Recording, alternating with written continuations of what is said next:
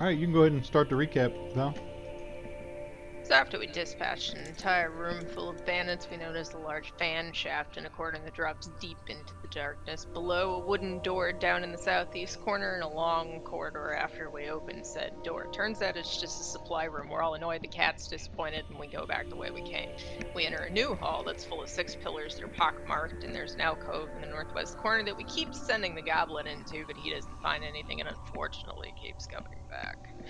These floors are a bit less traveled, covered with more dust and dirt. Meanwhile, Mimir is placing his ear to various places, and we realize, there's a little corridor over there, and there's a door that we've forgotten, so we backtrack a bit toward the spider corridor.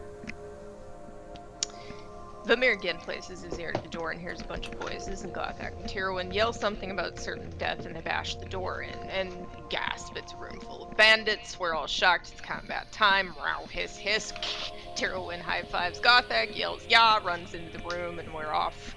Not surprisingly, they all go down relatively quickly, even after one of them sneaks out a back door and plinks poor Mouse in the bum with an arrow, which of course she's very loud about, the barbarians. Then proceed, after we search all of those guys, to yet another terrified wooden door in Bash Brothers formation, and that door gives way.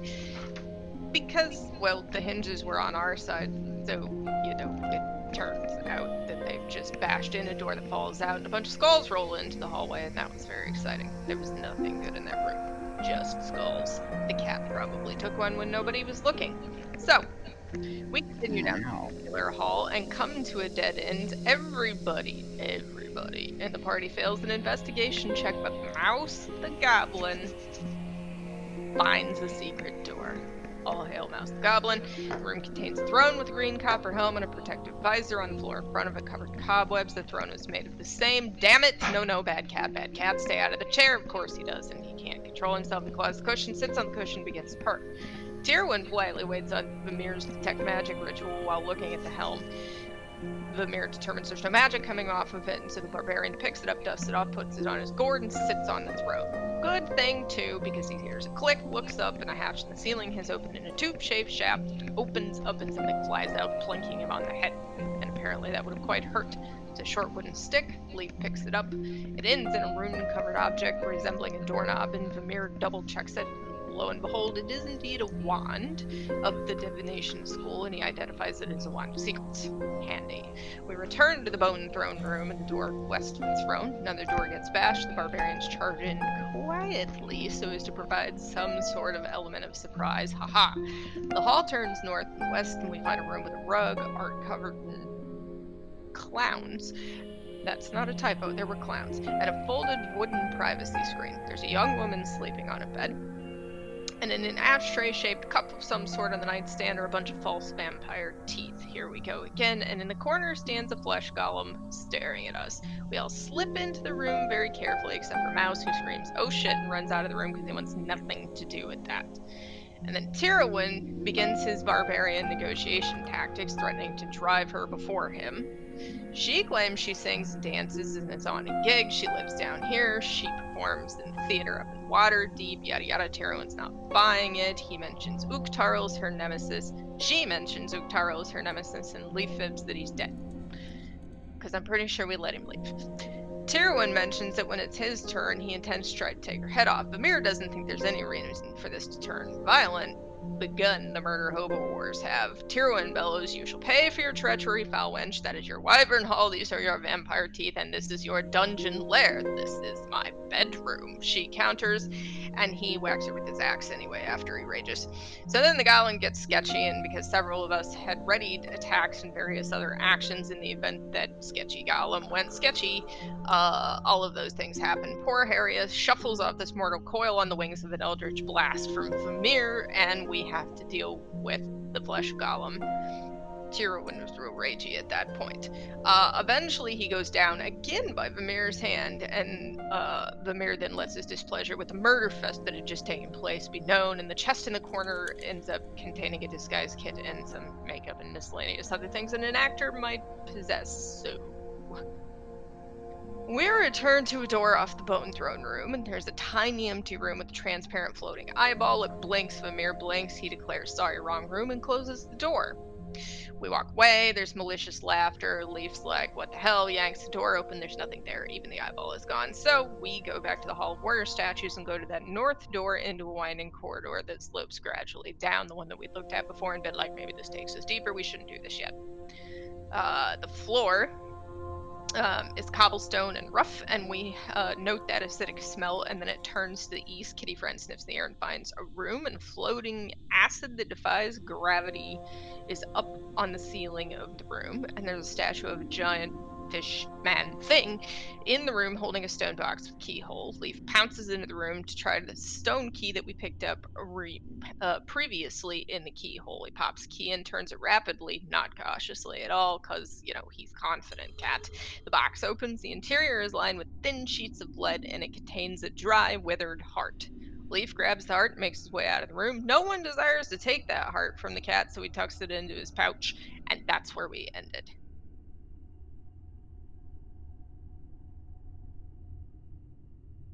And I believe we learned something about the heart being,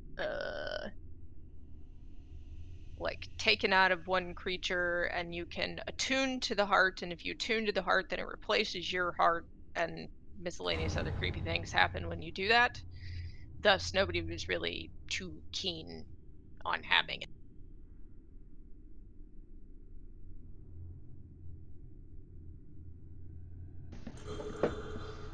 Alright, I'm back. I I've changed got that a heart. dog out. So bear with me. Dog All right. being a dog, so I'll be So back. I changed the heart. Okie doke. It doesn't do what you guys saw that it did. Okay. And we were lied to by a heart? It's a lying heart? Lying, cheating heart. Aren't they all? So you'll have to identify it and everything in order to find out what it does.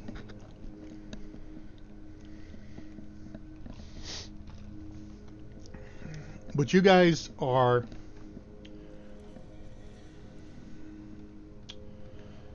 leaving the acid room and coming back to the hallway. I think everybody's tokens are unlocked. Yeah, they're unlocked. So you still have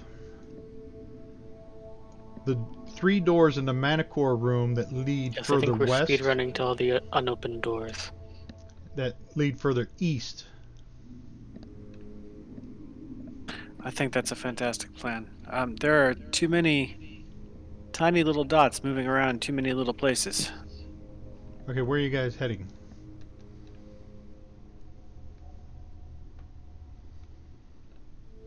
I'll go with Vimir.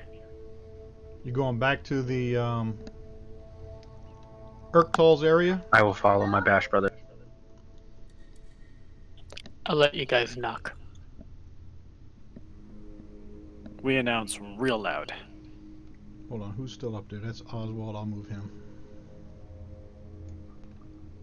And Leaf, I'll move him. And who's this? Consider Kaz? letting the rest of the crew catch up. Mouse. Kaz, you want to move your token down there?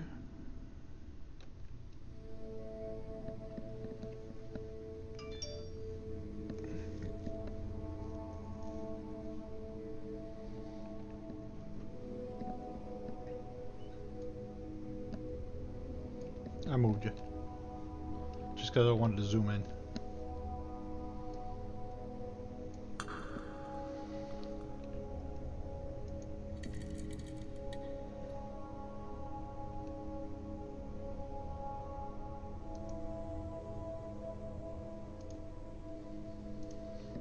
Alright, you guys knock on Is this. everybody here? I think so. Tyrwin looks at Gothic and says, "Let's bash this door." Yes, brother. See what we did? What we did there, everyone? Yep. You have to get another Bash brother position there. There we go. We bash! Bash. Alright, you bash We are on the door. bashful. And And the door. Scuzzer, if you're speaking about this door's state after we bash it, you're on mute. I was pushing the space bar. That's a problem. Okay. So as you guys bash on this door, it gives no resistance and swings open. And this is what you find in that room. It has 8 bedrolls are spread out on the floor. There's 2 battered and rusty oil lanterns also on the floor, and they light the chamber. And it's otherwise empty. Okay. We advance slowly through the room to the next door. I poke gently at the sleeping bags as we go past them to make sure that there aren't any very skinny people hiding in them. I don't poke gently. I poke roughly. There is nothing, no people hiding in them, but one of them. Always wary of the skinny people. One of them contains a small pouch of gold. Aha! Clinkies for my clankies. Weird. Well, I mean, Put this on the your cat has a inventory sheet. catchphrase, all right? So why don't I get a catchphrase? The cat has a catchphrase. You get all the catchphrases you want. What is the cat's catchphrase? Is it a cat phrase? It is a catchphrase. Yes, that's very cool. No, if it fits, it sits. That's the cat's catchphrase. I mean, The cat's catchphrase is saying, "This is the cat's meow." For now, if it fits, it sits. That's the catchphrase. that's every cat's catchphrase. Well, all right. Alright, what's behind this door? Bash. Bandit coins. I like it. So there was 17 coins in that pouch, gold coins. Ooh. You bash this door, and it opens easily as well. To find a hallway.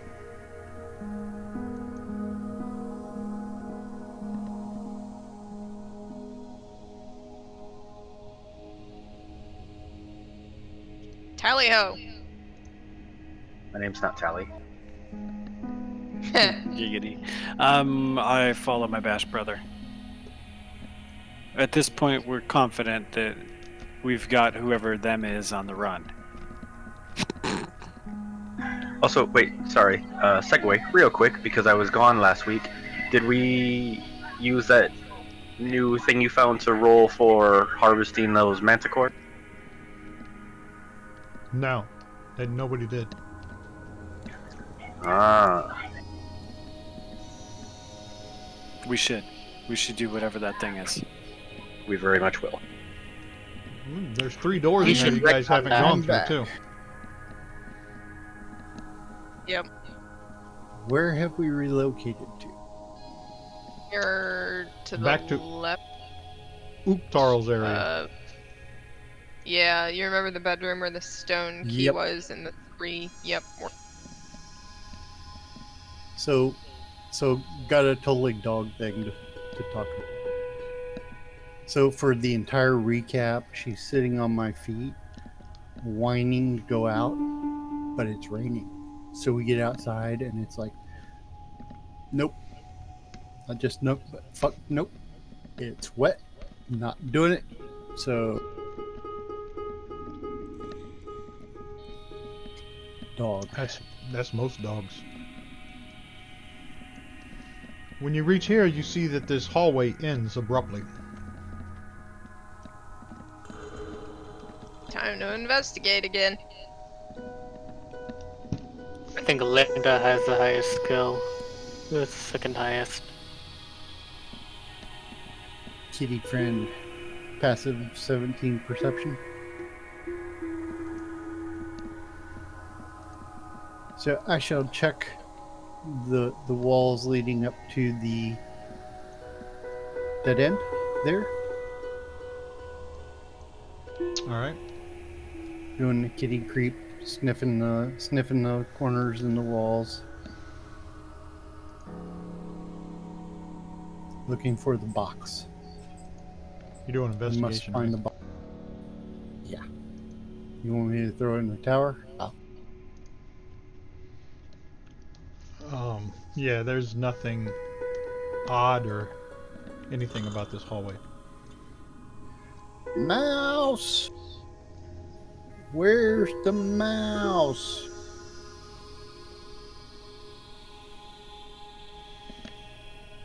Considering you have a +4 to your roll, that tells you what you rolled.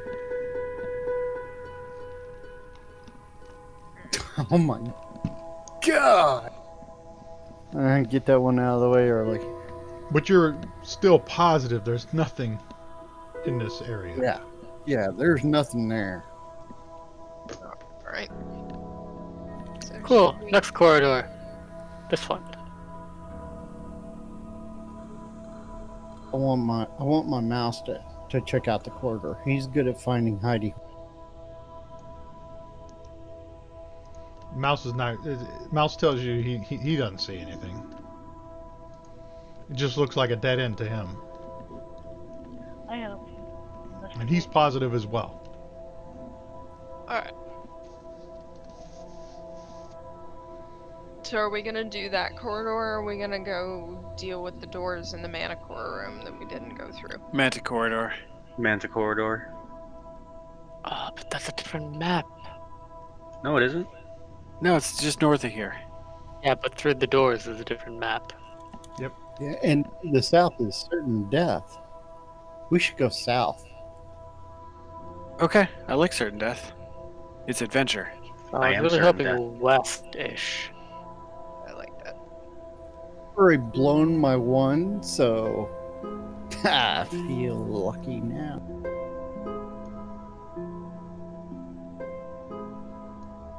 So we're doing the Manticore rooms last on this floor then?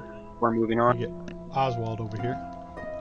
So you've got the hallway that leads off to the west, and then you can see to the south is that where that room is with all the pillars and the snake, or the snake that the skeleton used to be around the pillar until you knocked it off. I really am unclear as to our purpose here. Somebody should guide us. West. To the west.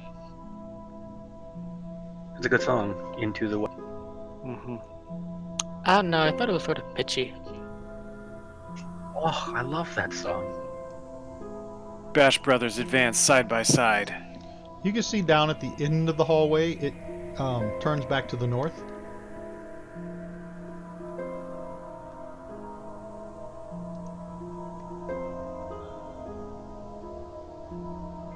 I like to imagine how much of the hallway we take up standing side by side. The hallway. We are.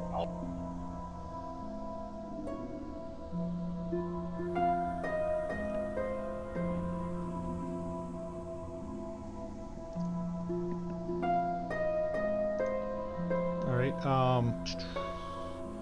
and from there you can see pretty much here.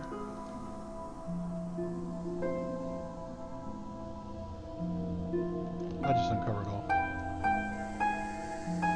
Okay. Ho ho! At the end of a long hall, it's a 50-foot square room with 5 pillars made of mortared humanoid bones painted black. This And hallway. There's 2 alcoves in this room, one to the north and one to the east.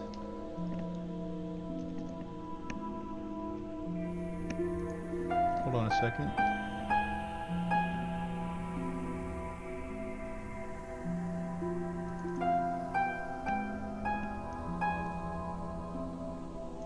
And minimize that. And let me get a perception check here.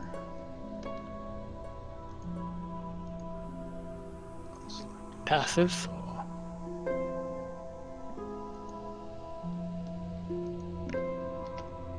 Nope, hold on.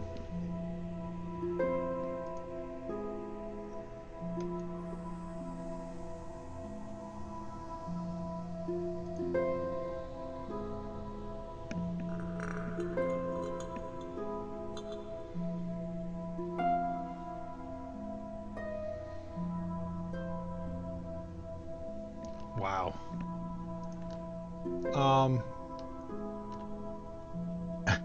Okay.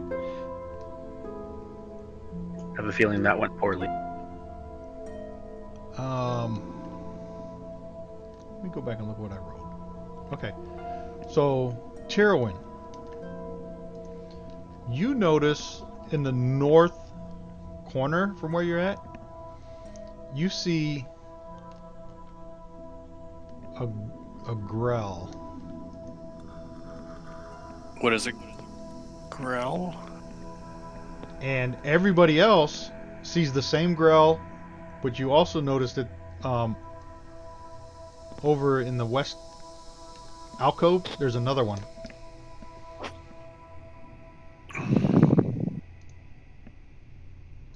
Battle buddies. Beware. There are multiple Grell. It appears as if this room may be infested by them. They That's a are Grell. creepy beasts. I do not like them at all. I want to make the top hook of its beak into a buckler. Yes, you shall wear it on your belt, and it shall tell people of your imposing stature. Buckler. You Shield. shall put it. Still, there are two. One goes on your belt. Yeah, it would make an excellent cod piece. That is where I was going. Actually, what I was just thinking is, if I had one of the spines on the end of its tail hanging down from the... Okay, I'm rolling for initiative now. I love you so much, Pat. All right, Leaf is up. Partially doubled over cackling there for a minute.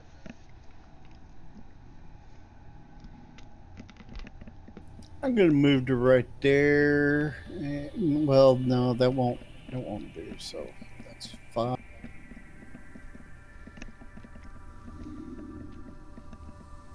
I'm gonna go to right there and target Sky High. All right. I would like to point out that I rolled with advantage, and I still rolled a 4 for initiative.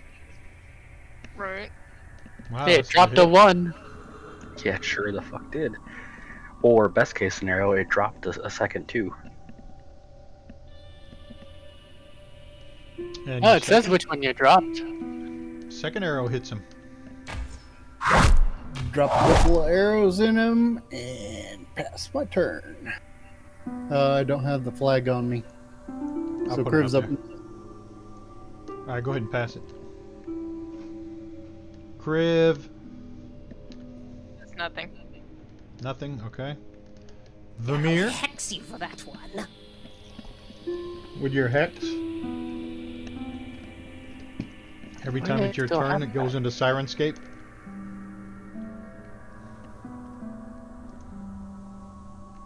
You have to take it off. How long does it last? 1 hour. Yeah, it's been an hour. I just removed it. Oh, dumb question, because I was late. Are we using Sirenscape tonight?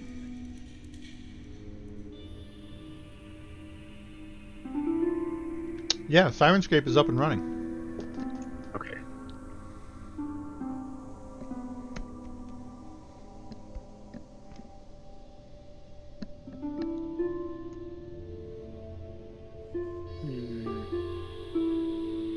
Let's get to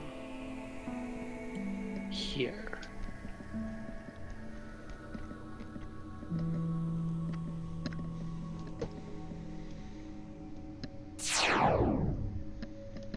All right. And that's a hit with the Eldritch Blast. Well, you guys are putting a punishment on Sky High. Kez, you're up. It has been a naughty Grell. Deserves punishment.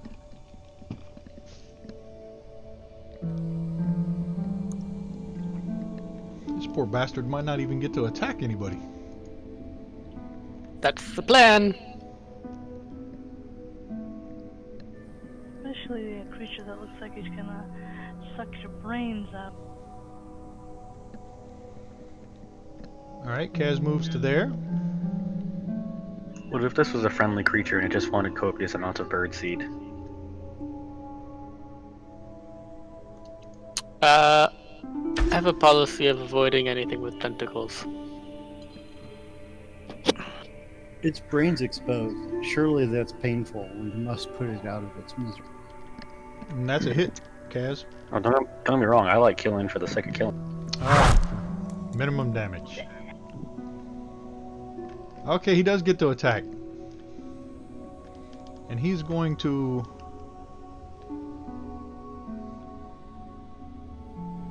move over here and attack Leaf. Let me read what he's got. Alright. Tentacle attack on Leaf. And that's a hit.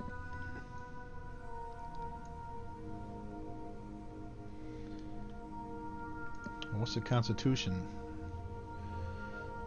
Piercing damage. Target must succeed on 11 Constitution saving throw or be poisoned for 1 minute. Alright. So let me give you a Constitution saving throw.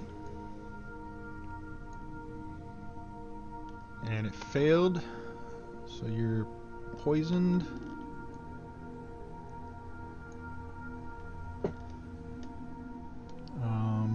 Poisoned for 1 minute. The poisoned target is paralyzed and it can repeat the saving throw at the end of each of its turns. So you're paralyzed too.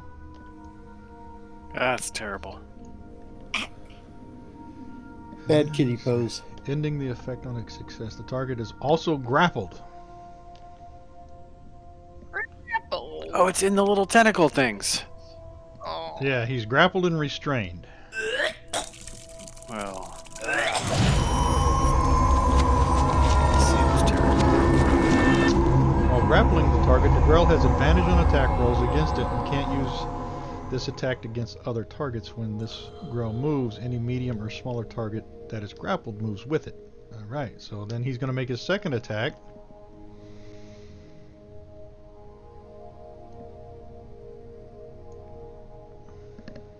And he's going to miss, and then his third attack is with his beak. He's going to try to bite you. And he's going to miss on that.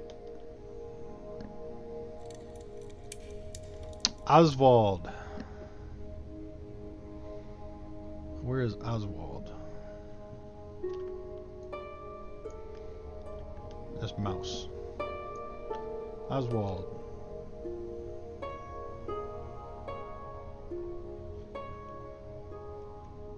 He's going to move and dash to there. Tyrwin. Tyrwin, oh god, I hope I clicked the right button. Tyrwin attempts to go into a mighty rage. How often can you do that a day? 3 times. Alright, you should be good. Oh, I know I'm good. I'm so good. Tyrwin is in a mighty rage. Tyrwin then charges the sky-high Grell. Alright. And then attempts to attack it with his longsword that loves combat as much as he does, because it will not leave his hands until all of the enemies ever are vanquished. And that is a miss. You swing at the Grell, and he dodges and swoops around your attack. I attack him again. Oh, wait. Wait. Oh no, that was a hit. Why does it say miss? That was a hit, but it, You got yourself targeted, like- that's why. He doesn't. Well, no, I though. missed It's myself. Grell. I hit Right. the Grell twice and I missed myself once. Right. Well, it's- You had At your. least I was there's that. reading the miss on where you swung at yourself. yes. My sword attempted to hit me too, but failed. Okay, so the first one was a hit. So you roll damage twice on him. Yeah, it's alright. I got it. He's And dying. Dead. Ha And Alright, I and remove then- all them effects off of except the poisoned.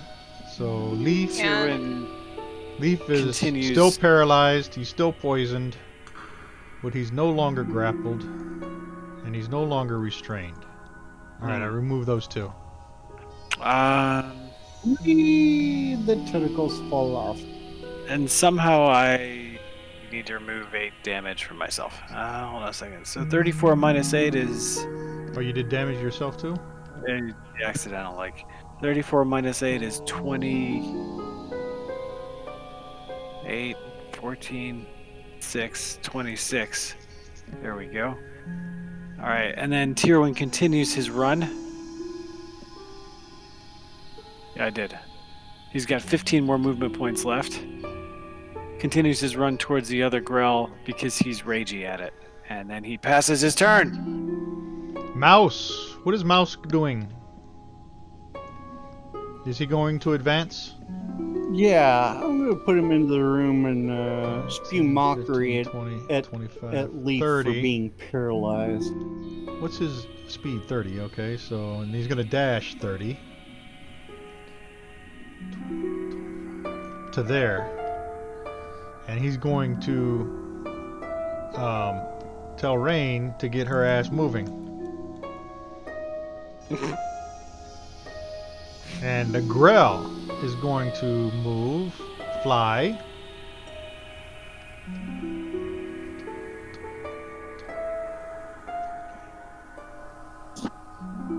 To there. And the Grell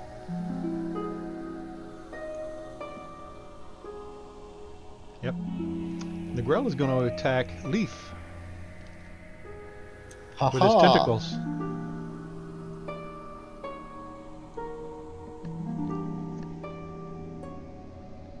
And that's a hit.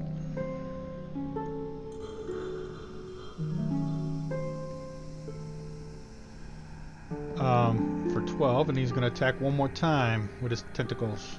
Actually, his second attack is going to be against, well, it's going to be against Tyrwin.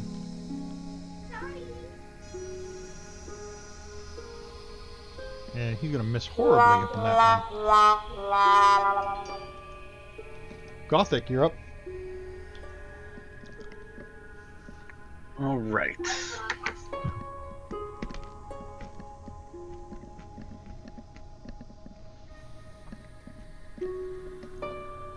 I runneth up. 5, 10, 15, 20, 25. Alright. Tyrwin is too far away for our funness, so I'll do reckless attack.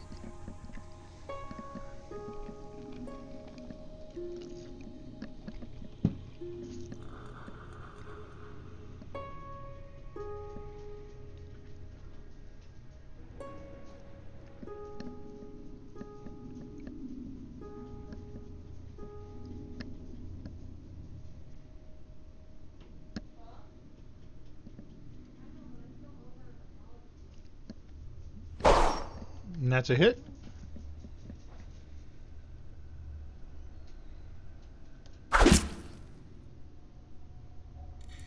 This Grell is attractively corpse-like. I believe I think that's I don't know. I would say that's vampire-like, but I don't know if you can make a Grell vampire-like. Alright. And your second attack is a hit. For 12 more damage. Turn complete. Blade Biter. He's going to move forward 30.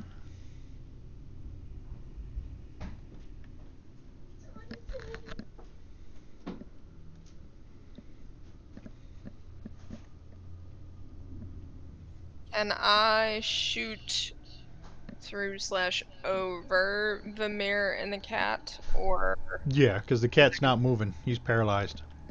So you can shoot around him easily. He's just standing there like a statue now.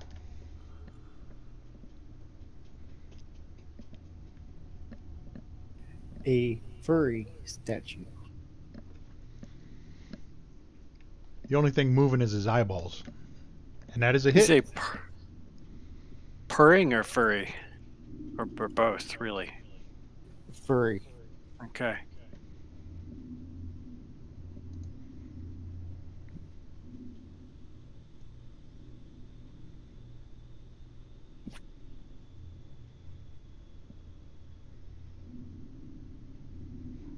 I passed my turn.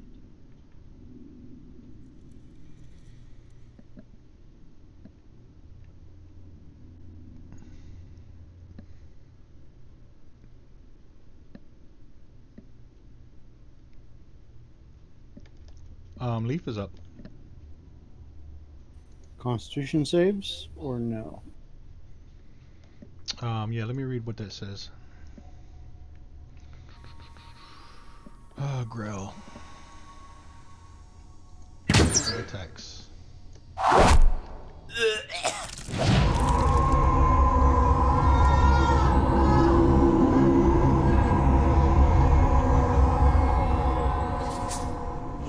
Yeah, the poison target is paralyzed and can repeat the saving throw at the end of each of its turns.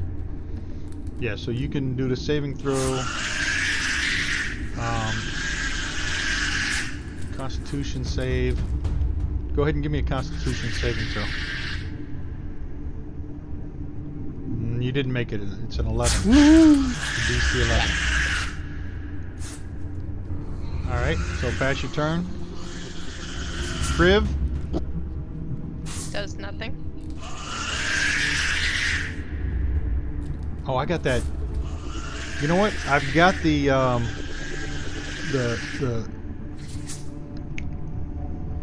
extension that does the automatic saving throw for you at the end of your turn. So I will take that saving throw. When you passed your turn, it automatically rolled an 11 for you, which is a success.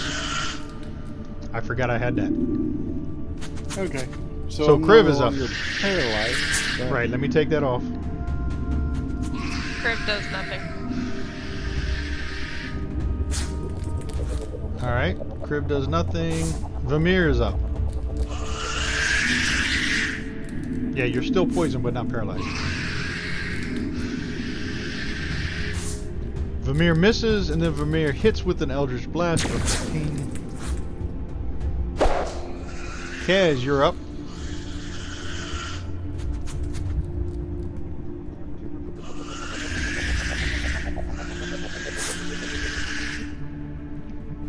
Kaz moves to behind the Grell there.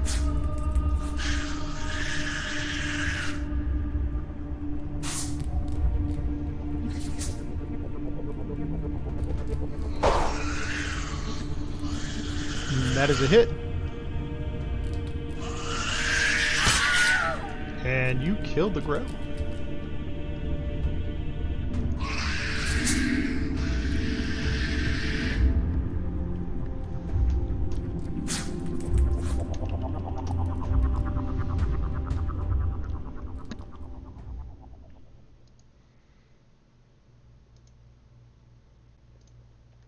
And we're out of combat.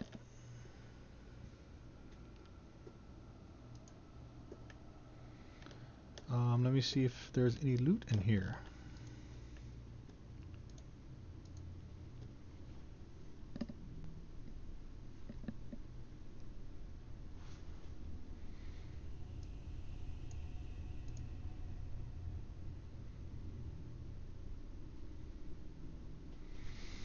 Well, this is what you find. I'll drag it and put it in the party sheet.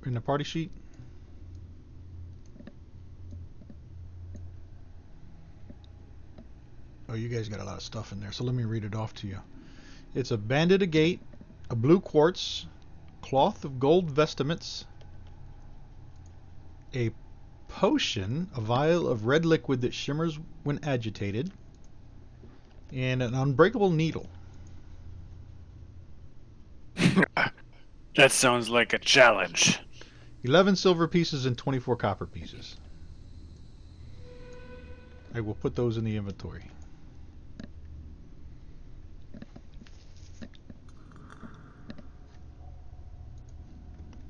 Where to next?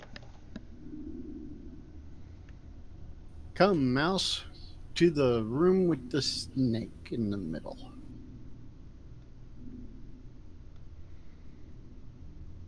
Oh, let me unlock your tokens.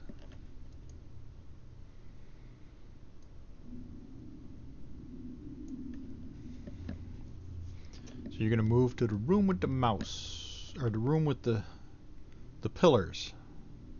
Yes. After I retrieve arrows. All right, get your 50% of arrows back. Who's left over there? Kaz, and Vermeer.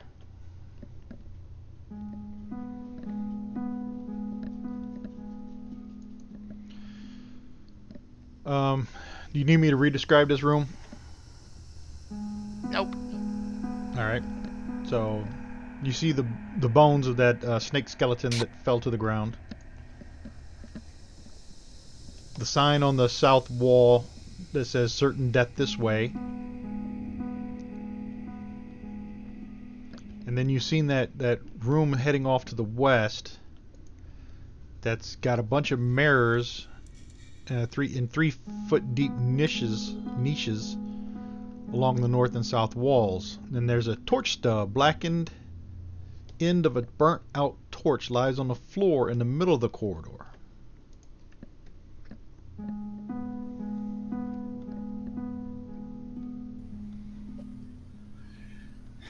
Kitty suggests south. I sniff the air and I point south. Our destiny awaits. Meow. Everybody want to go south? Follow Kitty friend. South it is. All right, let me get the new map. Kitty friend, I like that you smell destiny. And let me drag everybody on it. I mean, it would be cool to have a cat that smelled destiny. That's all I gotta say. And Unless you had a mouse friend on it. named Destiny. In which case, you would probably not have a friend named Destiny or a cat very long, one or the other, depending on Destiny. Destiny would just need to shower more frequently. All right, I guess I gotta drag mouse physically over. And then... Did Kriv come over? Not there anymore. Yep, Kriv came over. And I shared the map.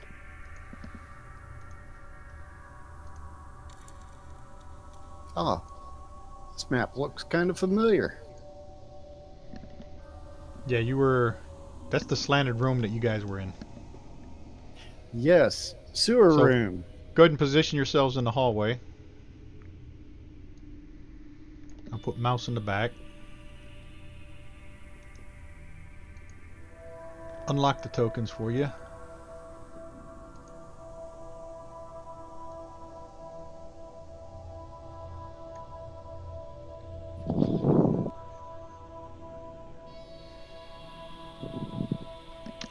You see down 60 feet down a long dark hallway.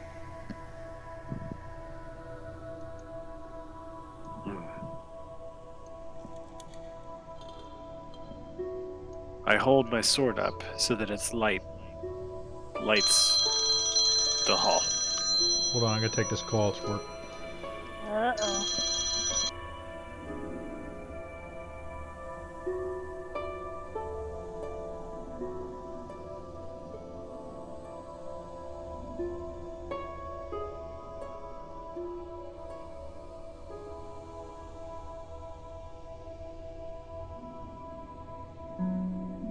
You know, there'd be a whole lot less looters if all of the business owners would just run some 120 AC to those metal grates over their storefronts.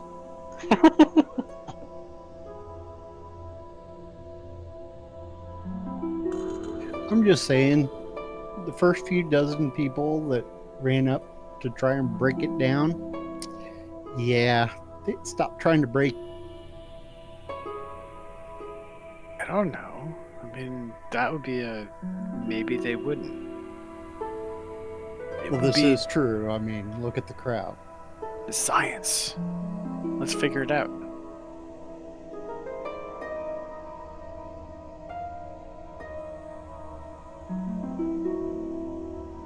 I personally prefer other pranks, like the water bucket over the door. I do the water bucket over the door. But that's only good for the first guy that tries it. We're talking about a riot here. All right, I'm back. But- Water bucket is so fun.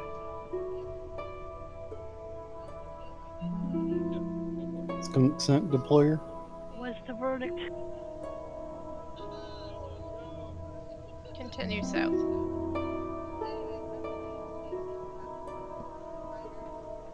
Oh, I got something playing in my ears. There we go. I was wondering what all that was. I had Twitch running in another program. It was playing in my headphones. So somebody was playing D&D and it wasn't us. I was like, who are these people? I know these voices, but who are they? So you get to there.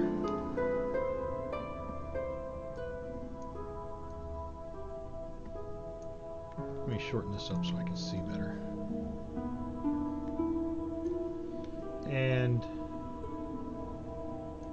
you can see towards the end of the hallway, but right before you reach the corner, right there in that corner of the hall where it turns, you see a dead goblin sitting in a chair.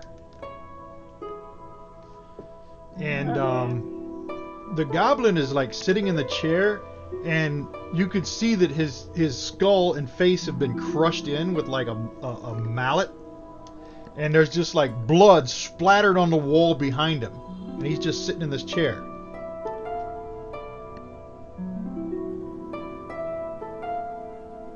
Check the roof out in case there's like something that swings down and whacks people. No, you don't. The roof looks normal. It's an arched roof.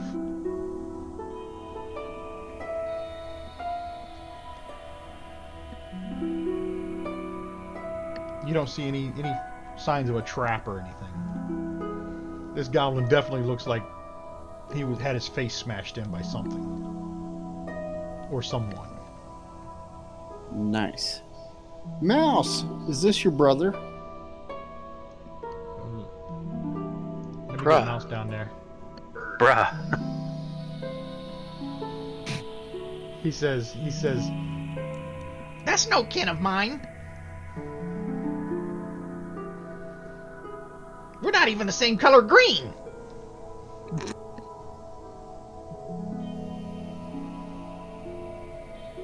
Somebody must have been pissed off at him.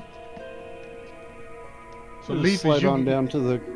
as you get there, you can see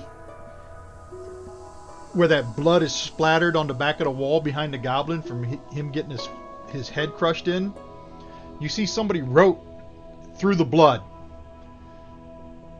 It says, "Don't fall asleep on the job." I laugh. Oh, he fell asleep on watch. He ended up on the wall. Yeah. So you get there and you can see around the corner, and you see some tools. There's like 3 pickaxes and 2 shovels that rest atop a pile of rubble. That's on a mound about 5 feet wide and 5 feet high.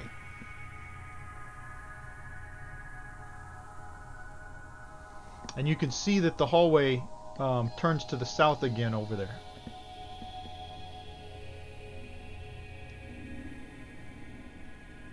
Creep up on top of the mound and look down the corridor to the south. You see that the corridor to the south leads to like a dugout tunnel. Let me see. It's a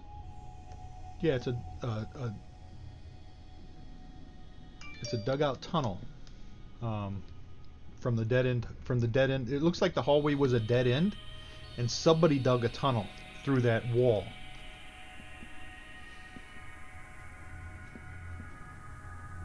Nice. That would explain the rubble piled here. Yeah.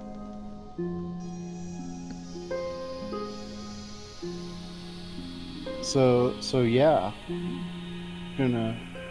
Shall I play scout and creep ahead, quiet as a mouse? Kitty friend, you must sneak. I believe I might make more noise than is worth making, with so few enemies.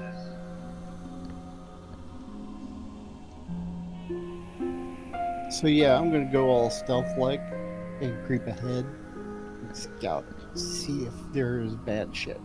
All right. When you get down there, you see the tunnel is barely 5 feet wide and 5 feet high.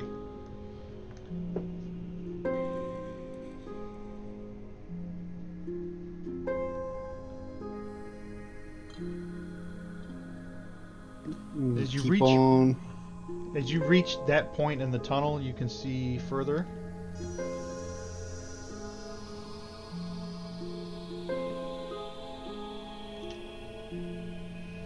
And you see that the tunnel kind of turns back down. It goes north and then it turns back down to the south again. You can see that it goes north and then it turns back down to the south again. I step back into where they can see me and I gesture for them to follow, and then I move on down the corridor. Where's Kevin's other key? It's in the box, or Akil said he gave it to you. well, then it must be in the box when I came in. This bitch didn't have a key in her car at all. Why? How did she get a car started? She started it. I'll be Came back. to the house. Okay.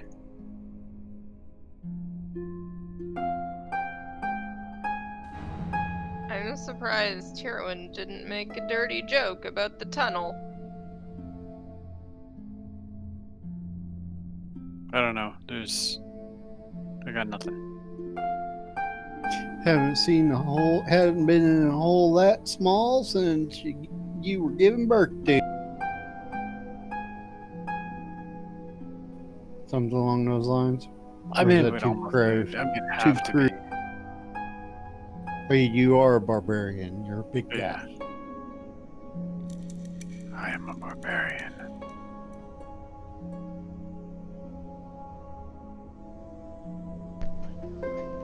Alright, I'm back. We got some family issues. Apparently the 19-year-old's out driving around in a car without her key fob. Realized that her car's about to shut off on her. So my Oops. wife's looking for the other keys so she can take them to her. Alright, so yeah, you get to this point in the tunnel.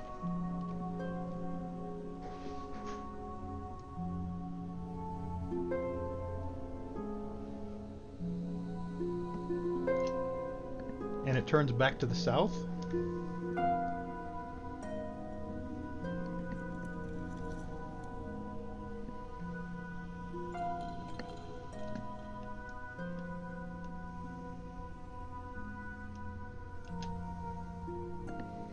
And once you reach there, you can see that it opens back up into another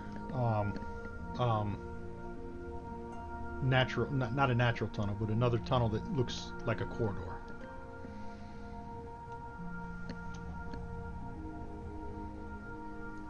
Okay. But there's a statue. The tunnel comes out behind a statue. There's a statue in front of you.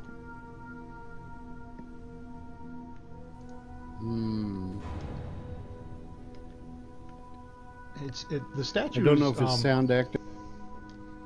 What's that?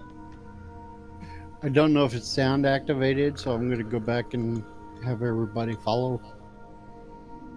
All right.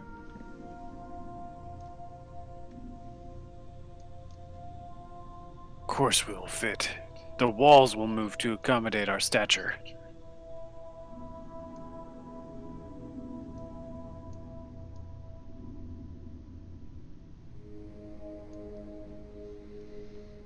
Kind of like a Let Chuck me- Norris thing there. Who? Oh, that's Oswald way up there. Let me put Oswald. I'm just gonna go ahead and put Oswald in this room, so I don't gotta keep moving him. Mouse, I'm gonna do the same. Oh no, I'll put Mouse in the tunnel behind you. We still got Kriv, Bladebiter, Vamir to move forward. So you guys are going ahead going into the room right now? Because where you're at is where the statue is. I crept just inside the entrance. I'll move you to there. All right. So as you coming out of the tunnel area, you see a half. It's a statue that's half buried in stone debris. And it's a headless stone statue of a nude woman.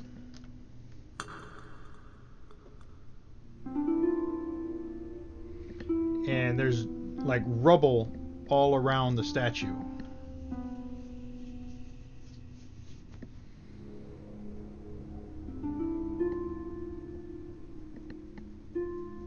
Check out the floors, the ceilings. Is the room only like 20 by 20 with this little Yep. triangular piece at Well, you're in the at room. one Let me end? clear. Let me clear more of it because since you're in there, you can see it. Let me make sure I don't clear too much. Hold on. I gotta open up another map. All right, let me clear it for you.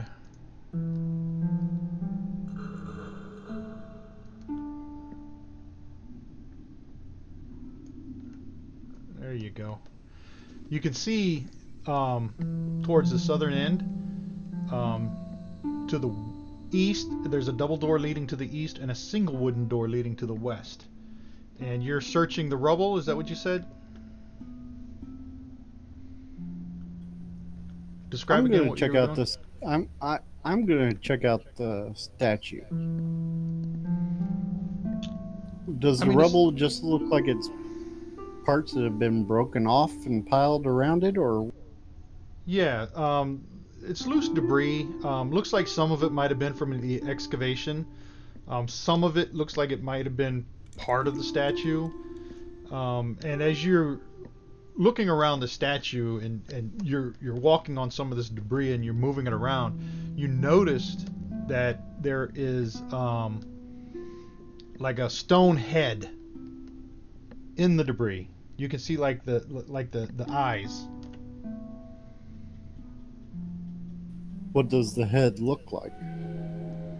You clear the debris away, and it's a stone head of a cobra with its fangs bared.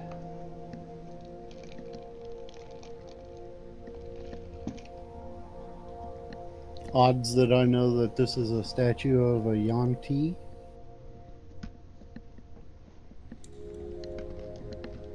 Is that what it is? I'm a gonna, woman I'm with a gonna cobra guess- head? I don't know. I've never seen Yeah. it. Yep. Then it's It's pretty good one of odds the- pretty good odds that's what it is. I mean, you already found a statue of a Sahagin, so you can assume that this would be a statue of a Yanti. Let me find one. How do you spell it? Y-A-N? Yaun Yeah. and then dash TI. There's several different kinds. There's the purebloods that look like people. Then there's the kind that are like mostly I can't human find with one. a snake head, and then I'm looking No, at it's not the purebloods that NPCs. look like people. I don't think so. Oh, well, it doesn't really matter. Y-A... Let me just go with Y-A. Yantra, Yaga. Yeah, I don't see one. Do you know what book it's in? Monster Manual. Monster Manual. I wonder if it's called something else. There's Could be. They could also yeah. be Naga for D&D, but it's probably I got one. Naga. Let me see if there's a picture of this one.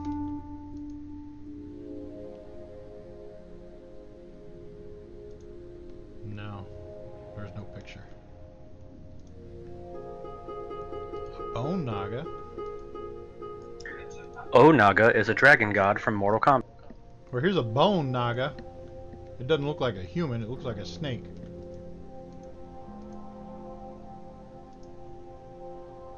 Yeah, it's definitely not a Naga.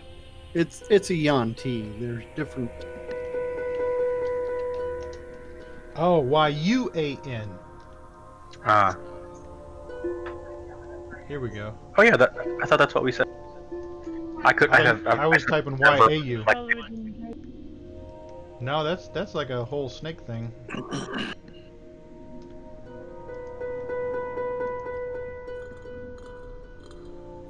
Yep, that's That's just one. That's the abomination version. Which yeah. are There's two super other powerful. types. Ah, well, I don't know. Here's a Yanti pureblood.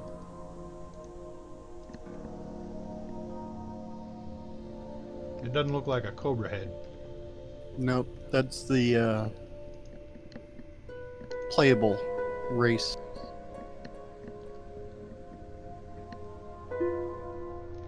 Maybe a Yanti mind whisperer.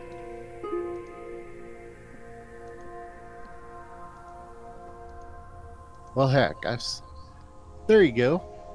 That looks like a snake head on a human body. Yeah, if it was a female. So it'd be a good assumption, since you already, found a statue of a Sahagin. And so, is that statue is in the rubble? You said. It's half buried in the rubble.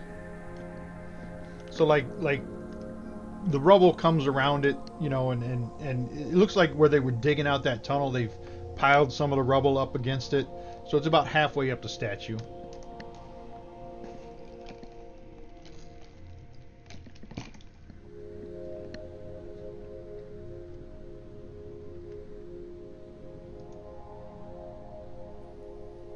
Well, at the risk of putting the head on the statue and having it come to life, I'm just going to move on to it. All right.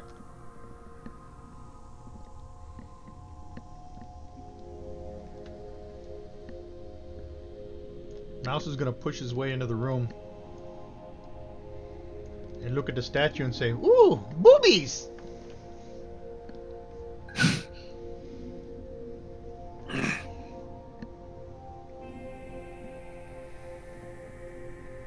Where would you guys like to do?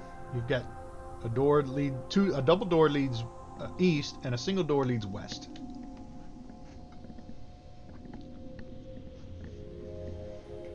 Flip a coin. Gothic. They're still smelling pretty foul down here. Well, do we smash the left door or do we smash the right door? You smash the right door, you each get a door to smash. Sold. Aha! Come, brother. Everybody smashes doors. I shall assume an archer position behind them as they. No. We can smash if we want to. We can smash your friends on down, because if friends don't smash, I lost it. I had it going for. I would ask, what happens if there are things behind We both can doors? smash if we want to. We can leave your friends behind, because if your friends don't smash, and if they don't smash, well, they're no friends of yours. Yeah, I was trying to make it more pointed, but oh well, I failed. We both fail. Alright, so the Smash Brothers are gonna smash the doors. All of them. Alright. You hit them with your battering rams, and the doors just come flying open. Fuck Yes! Yeah. Fuck yeah. Point of fact, I do not have a battering ram. I just smashed it with my own might. We are battering rams. Oh, now you have a point there. Actually, we can share my battering ram. Yeah, sure, okay, cool. Well, that is typically how battering rams work, though. Yeah. Alright. And that's what you see. You see a tunnel that leads to the south and a tunnel that leads to the east and then goes north. Or a corridor, a hallway. Catman, what does your nose tell you? The tunnels are 10 feet high with flat ceilings. They're no longer the dome type ceilings that you were in before. Now these ceilings are flat. And the floors, give me a perception check, everybody. Let me push one.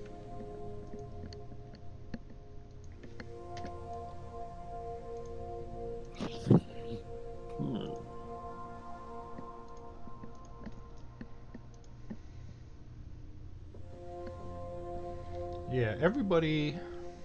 Ooh, Rain almost failed it. Everybody notices that these floors, there's no dust on the floors. They're like clean. It's like a clean hallway, unlike the rest of the halls that you've been in.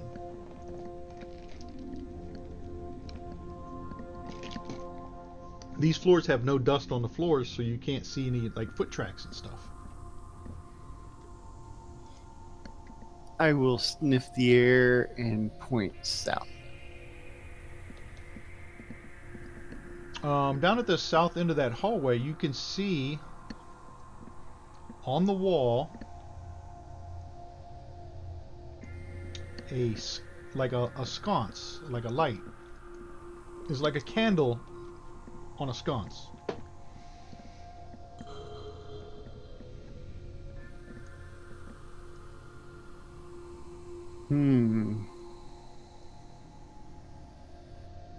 The mirror?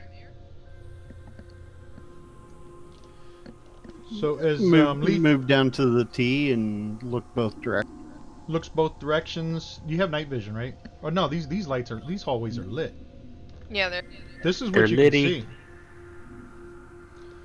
To the east, about every 20 feet or so, on each side of the wall, there's one of these candles, and it's brightly lit, and they're flickering tallow candles that float in shallow niches along the wall. And you can see to the east, the hallway goes to the east, and then it goes south again, and then to the west, you can see.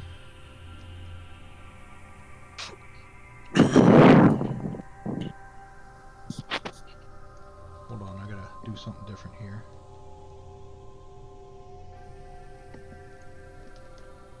You can see that it continues on to the west, and then it also goes south from there.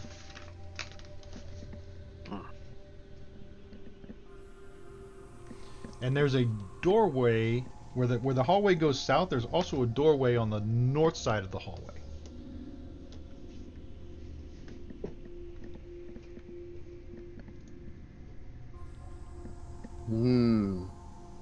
There's a door down here. So let me finish reading the description here. The hall's brightly lit by flickering tallow candles that float in shallow niches along the wall. The candles, as you get closer, you can see that the candles produce heat, but no smoke. The corridor is conspicuously free of dust and debris. Each of the 25 niches contains 2 lit candles. Although wax runs down the sides of the candles, it never drips off of them onto the niche. These are magic candles. Nor do the candles ever seem to be diminished or consumed. These are definitely magic candles.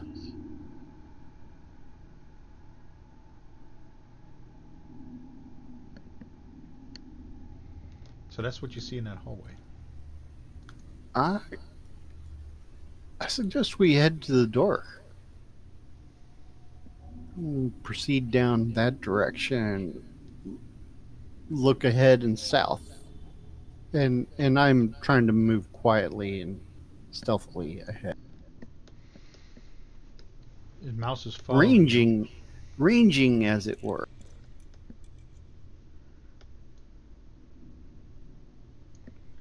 You can see that the hallway to the west comes to a dead end.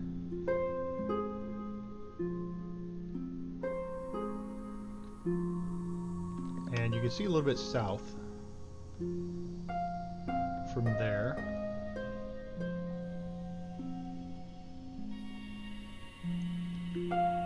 That there's another opening that leads again back to the east. It's about 40 feet down the hallway.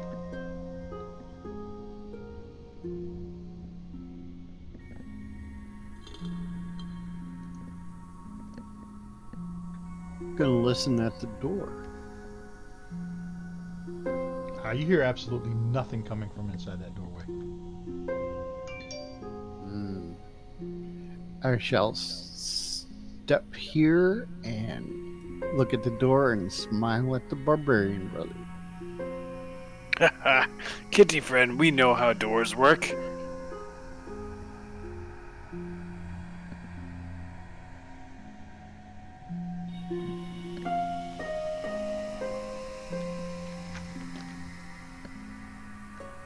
Bash brother, it is time to do our thing. We must.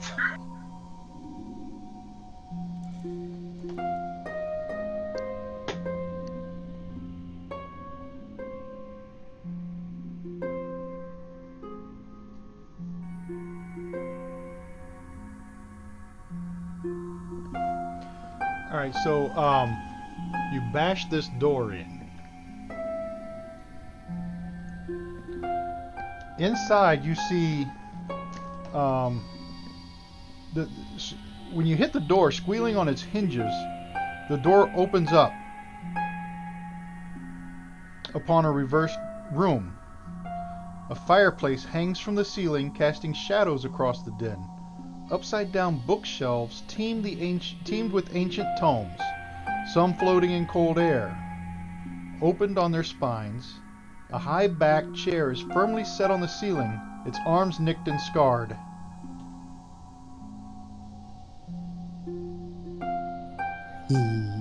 And floating ominously in the middle of the room is Something breakable? It's like a bronze mask.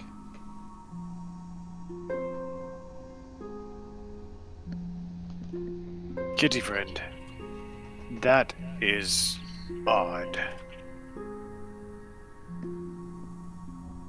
Perhaps it needs sniffed.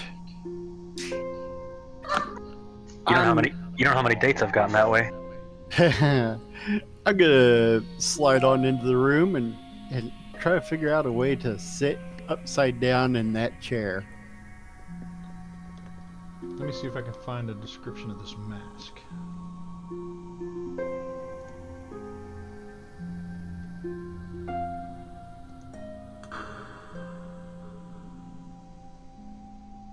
Ah.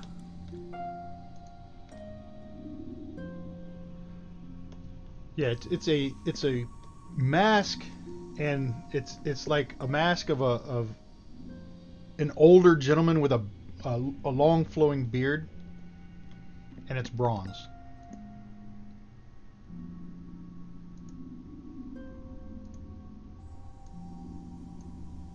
Ren Well. is running downstairs quick to get a beverage. Literally running. He's gone. Carry on, kitty friend. We'll tell him what's going on when he gets back. So I must find a way to get into the chair and sit upside down on the ceiling. I simply must. If it means climbing the bookcases on the walls and leaping out and grabbing hold of the arms of the chair and strength checks, falls, whatever, the cat must sit upside down in that chair. I have returned.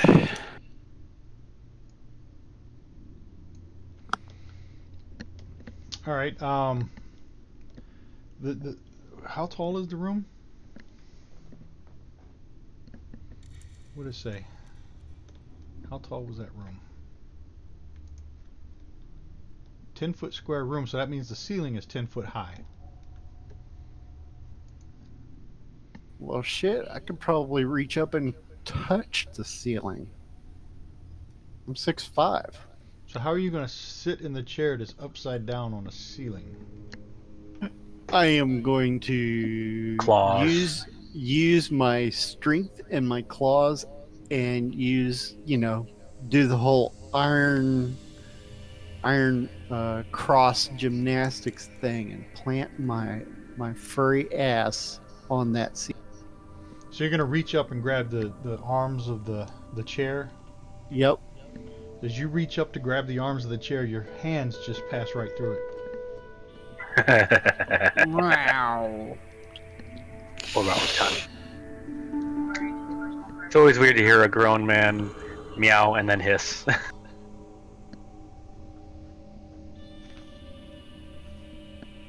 This is not fair. I pace around the circle. I pace in a circle around the room because that's a chair, and if it fits, I must sit. But I can't sit because I can't touch.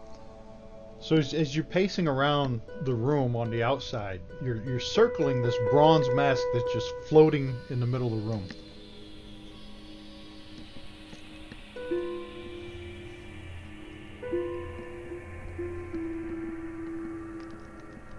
Vamir, what magic is at work here? Alright, I take 10 minutes to cast Detect Magic. DM, what magic is at work here? Illusion. What is that? Divination? Detect Magic is a divination spell, yes. No, it's an illusion. That's all you detect. The whole room. This whole room is an illusion. Except for the mask that's floating in the middle of the room. That doesn't glow. Except with for the magic. mask Actually, that's floating in the middle of the room. That's not magic. Oh.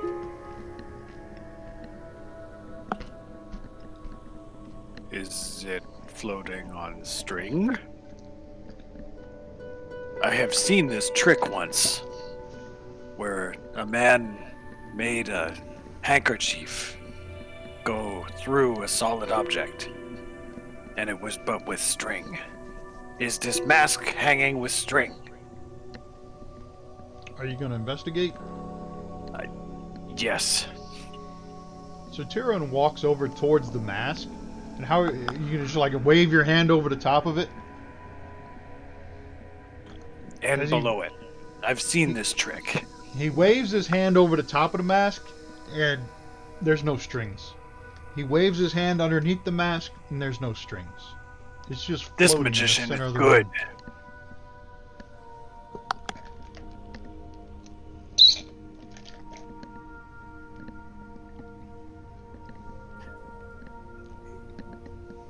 Has someone tried looking through the mask? Ooh. I will look through the mask at the chair. Well, the mask is facing the doorway. So you're I gonna take look- the mask, hold the mask, and look up.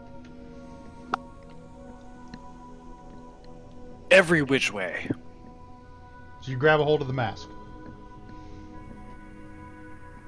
Yes. As soon as Tyrone grabs a hold of that mask, the whole room, just all the chair, the books, everything, just the illusion goes away. And it's just an empty room. And there's Tyrone standing there with the bronze mask in his hand.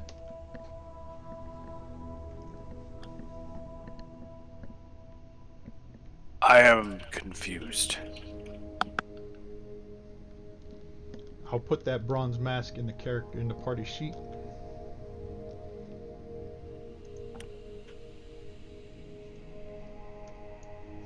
Yes.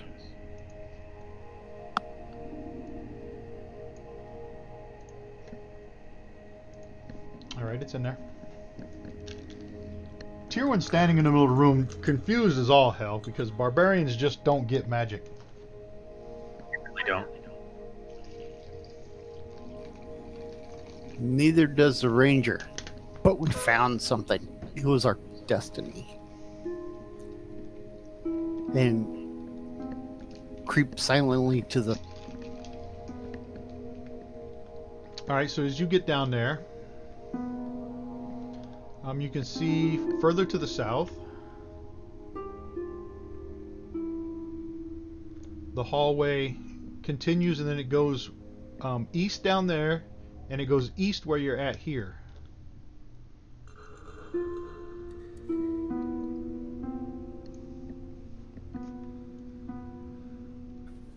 Ooh, choices.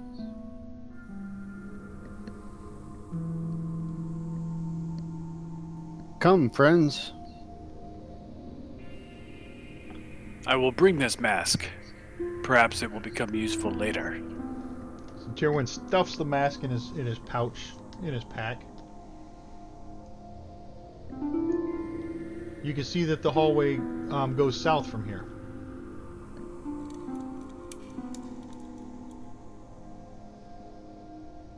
To the corner and south. Peek around the corner. Looking.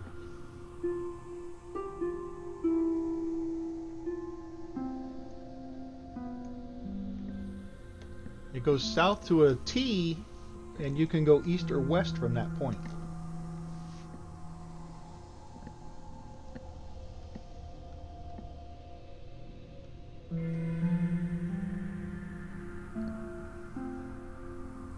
You looking down the hallway? Both directions. At the end of this, at the end of the east side, you can see that the hallway again turns south. And the same for the west side. Tis a maze.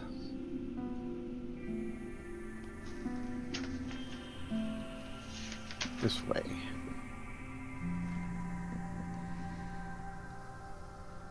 I lost you on my map. Hold on, let me find you.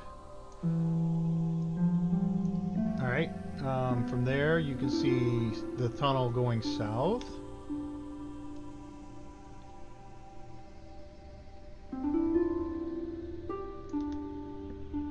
And it ends in like a dead end, like the tunnel has caved, or the hallway has caved in at the end. Sniff the air. Does it still smell fresh this direction? It's smells like the floors are still clean, but the air hasn't moved in a while. Let's just say it's stagnant. A stagnant air smell.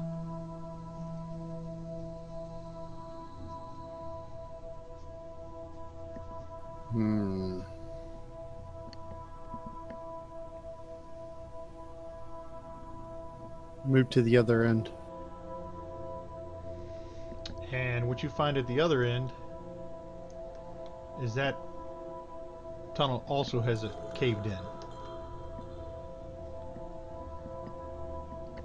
This is odd. It is a dead end. I look through the mask expectantly at the cave-ins. Ooh, that's smart. You see nothing different. Cave-ins. They are still cave-ins. Look down this. Oh, did we already look down this south corridor that I put my guy at? Cave in there. Yes. Yeah, Yep, it's there's a caved cave in in as down well.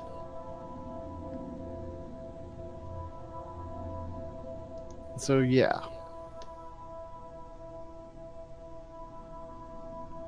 All right. Hold on a second.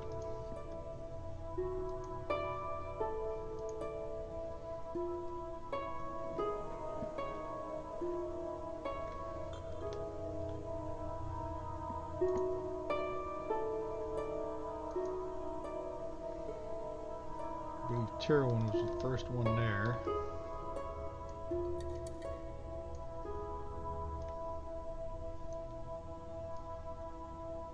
In fairness, Tyrwin is following the kitty friend around, so if he's in front of the kitty friend, that's an accident of placement. Where's the cat? There. So Um, as yeah. Leaf reaches that point, Yeah, I always stop at the corner and look, peek around the corners. I don't just walk out into the...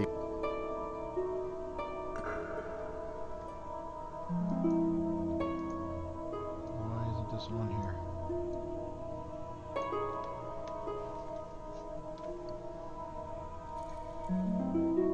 Because, you know, cats.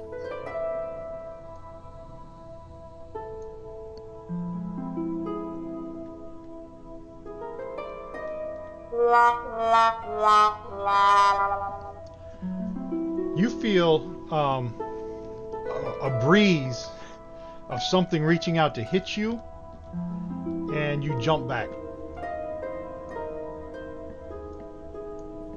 Oh, To there. And I twisted. And then you can look and see into that corner there. And this is what you find. A gelatinous cube. Oh, that is a hideous thing.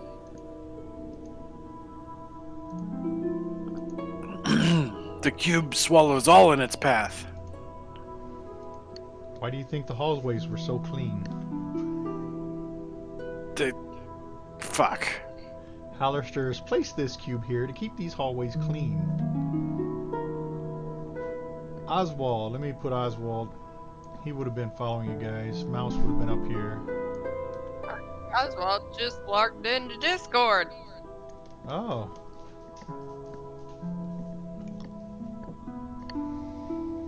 I don't know if you guys can hear me. I'm having some audio troubles. Yeah. We hear you. You know. I can barely hear you, Scuzzer. Really? Usual. I'm having these purposes. Can everybody else hear me? Yep, just fine. Everybody's quiet. Something on my end. A little bit choppy though. Alright, so everybody roll for initiative. The cube rolled his initiative. Round 0. Gothic's up first. Actually, it's round 1. Gothic, you're up. Hold on a second. My fantasy grounds kind of froze on me. Give me 1 second. See if I can wait. Alright.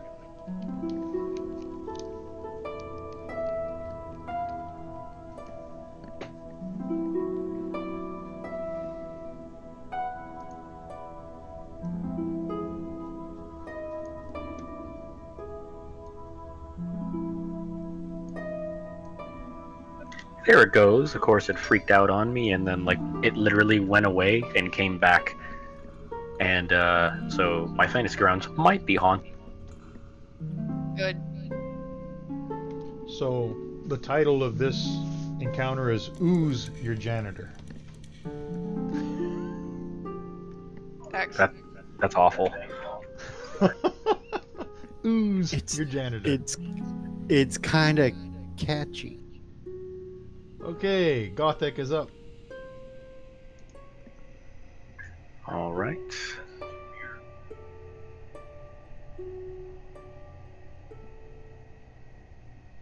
I don't know why it just gave me 2 arrows. I just wanted to move right there. Oh, okay. One's my target arrow, and then one's Yeah, my one's a move. target. Right. So you're gonna move there? Yes, because I'm thinking tactically to let my Bash Brother friend next to me. Alright.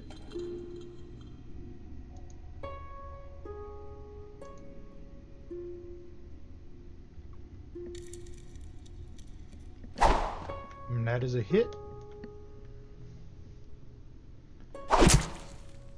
For 16. Hold on a second.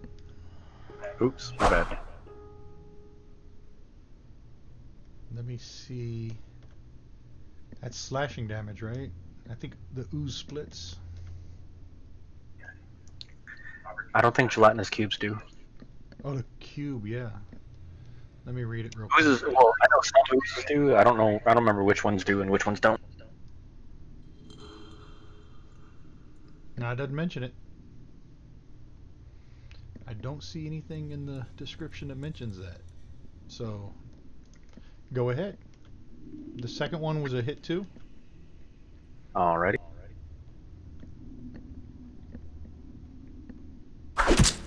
Alright. Turn passed.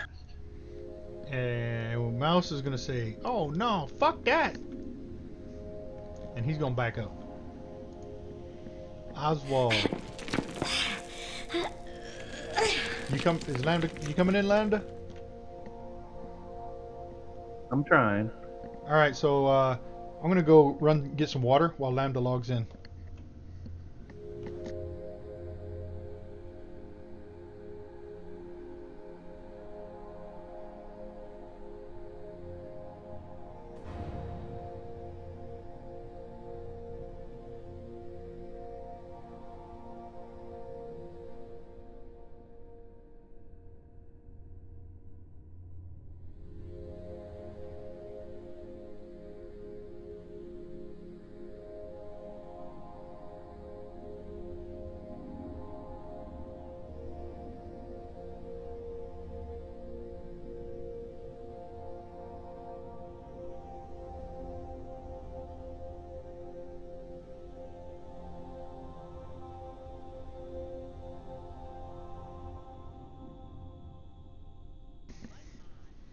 Okay, I'm back.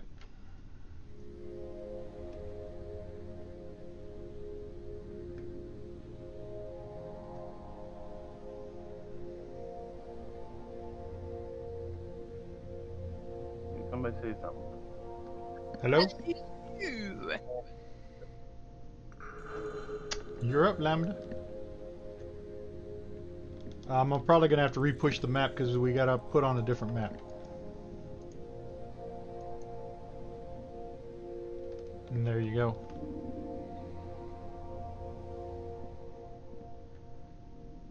And you're kind of down towards the bottom left portion.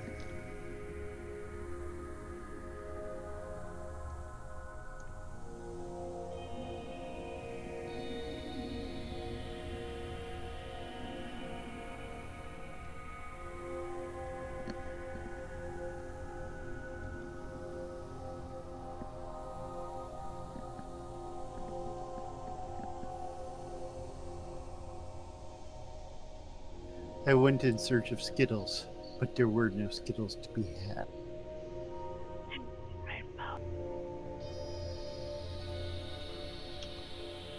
There's the cube. So I have nuts instead. Say something again. Hello? Mic check. Mike. Hello. Yeah, I got you 200%, and I can still barely hear you, but we're gonna struggle.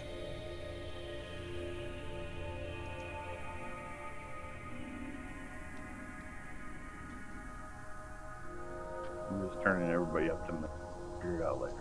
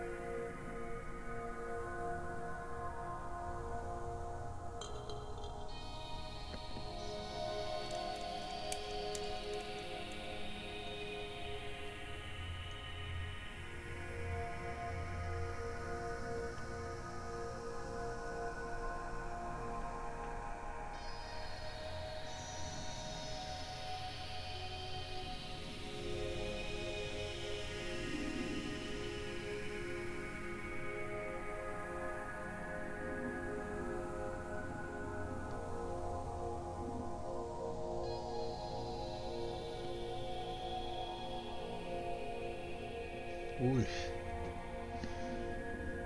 This cube is nasty.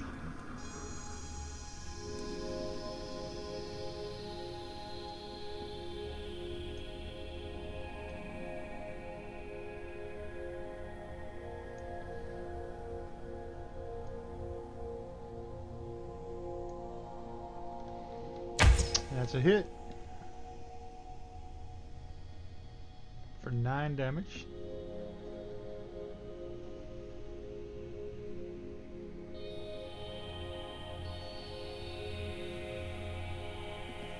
Kaz, your turn.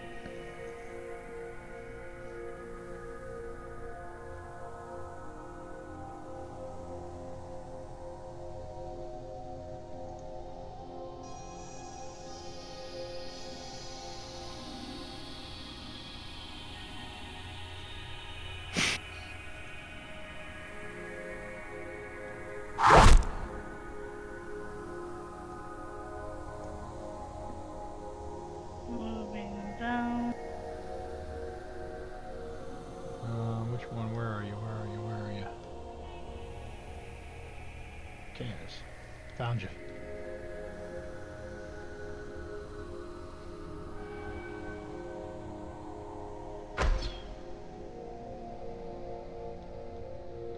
And that's a hit.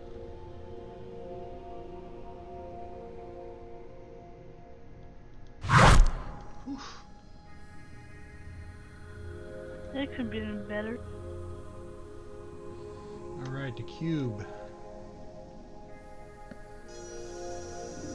I've lost my mouse.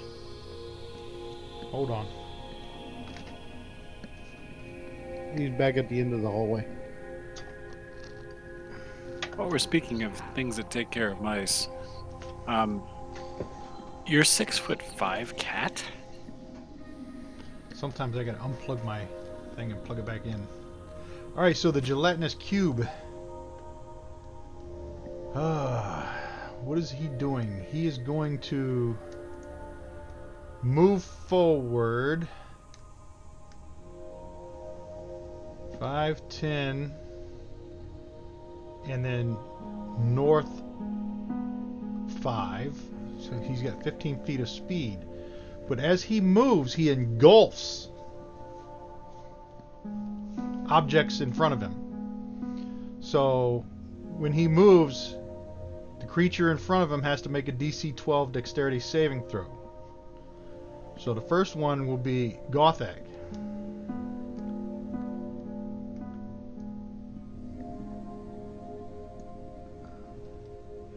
On a success, you can choose to be pushed either backwards 5 feet or sideways on the side of the creature 5 feet.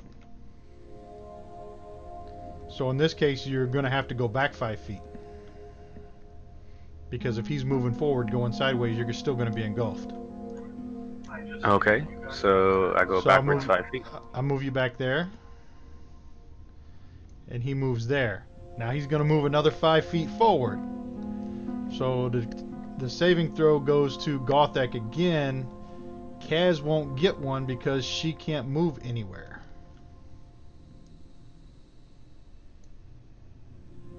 And that was a success. So now you can be pushed to the side 5 feet. To there. Kaz is going to be engulfed. Which means... Creature choose blah blah blah. Creature that chooses not to be pushed suffers the consequence of a failed saving throw. On a failed save, the cube enters the creature's space and the creature takes damage. Let me move him off. I'll put Kaz off to the side. Because she's engulfed. So she's got to take the damage. And is engulfed in the creature and can't breathe. Is restrained.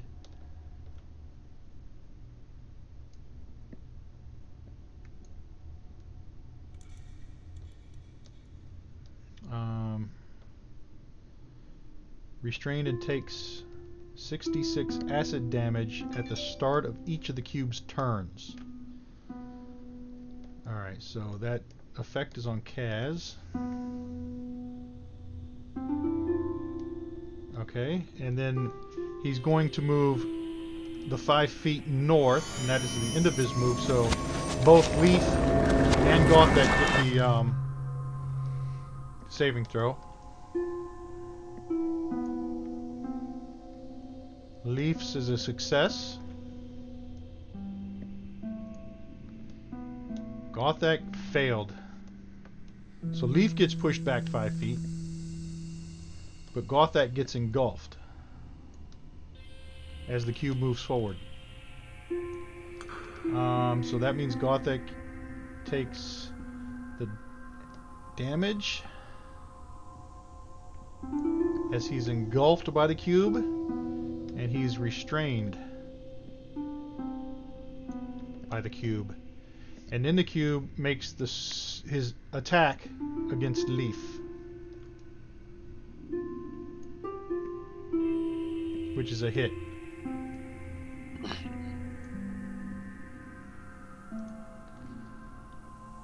For acid damage. And that's the end of the gelatinous cube's turn. Leaf, you are up. Would I be able to move back to my little space? No, you're inside the cube. I'll move you back, but you're inside the cube. You and Gothak both are inside the cube.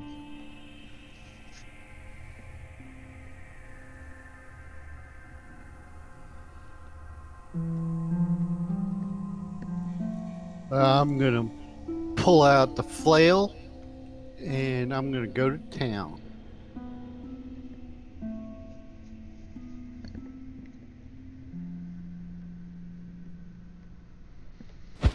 And that's a hit.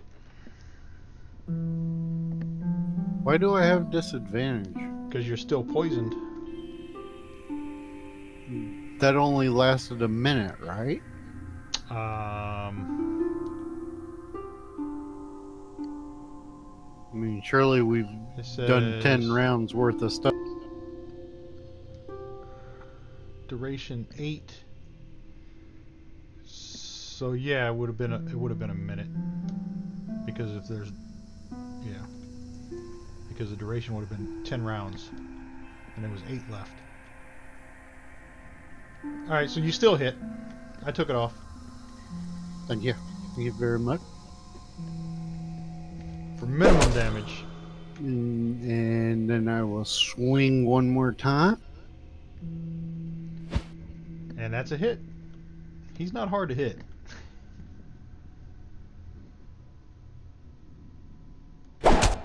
For 10 damage.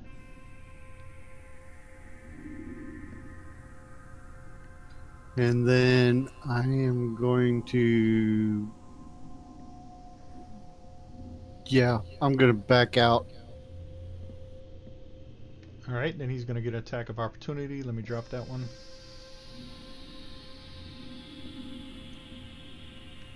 And he's going to miss you. As you run from him. Sweet baby Jesus.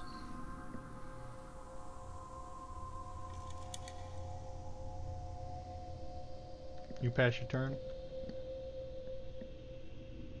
And I Mage pass fighter. my turn.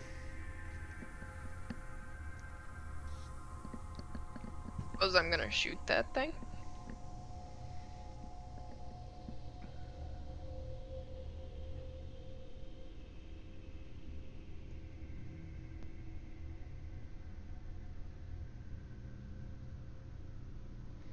That's going to be a hit.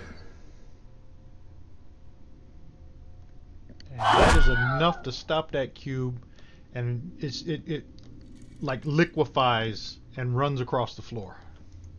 And then Gothic and Kaz are standing there with like slime hanging off of them. So let me remove the effects on them. The restrained goes away. You got reckless attack on twice for some reason.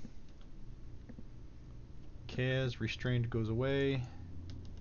First time going after that, and we will be more mindful next time. And we're out of combat. So what kind of crap did it pick up and just drop all over the floor other than our butt? Let me see if it had anything.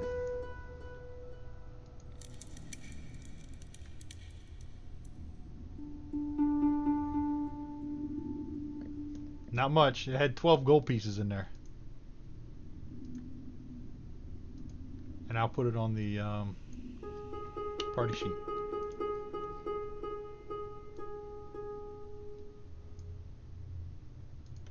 Alright.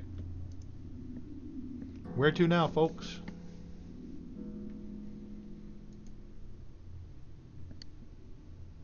We have another end of this corridor to explore.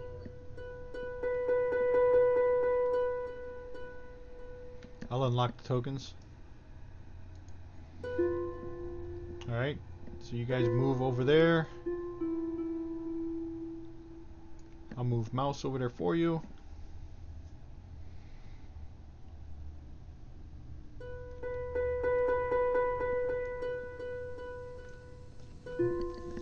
The lights continue around the corner.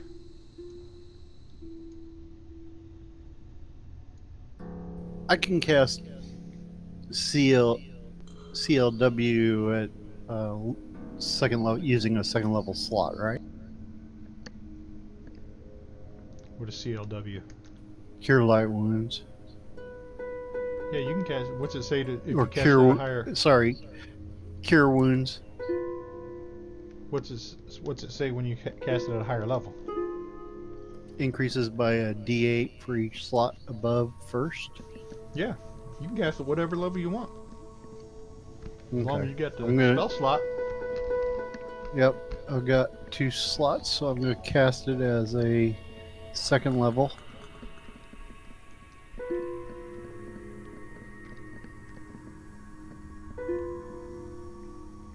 You don't have the coding for it? for second level?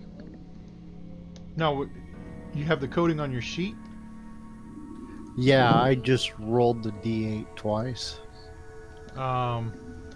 If you So it healed me for 2.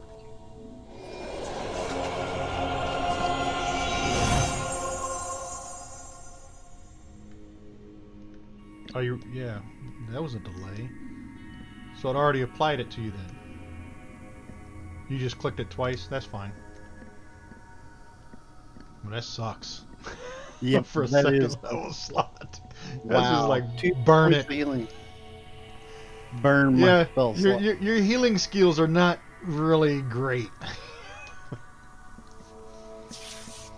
But you can Fuck see it. that Just hallway burn me. goes. You gonna do it again? I'm gonna do it again. That's better. That's better. There you go. So you're out of spell slots now. And I am out of spell slots. You see that hallway continues along, and the lights, they all continue along to the east.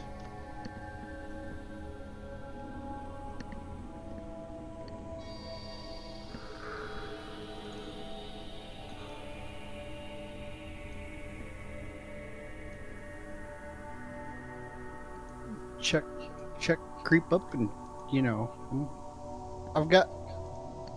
I still have my 9 lives, so I'm gonna peek around the corner. We're missing a barbarian. No, you're not.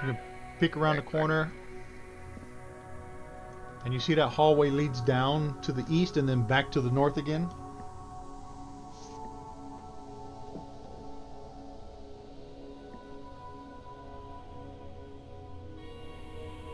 And you peek around this corner. On tippy toe. And you see that this tunnel comes to a dead end. Mounted on the north wall is a mirror. Worked into the mirror's stone frame is the graven image of a human wizard wielding a wand.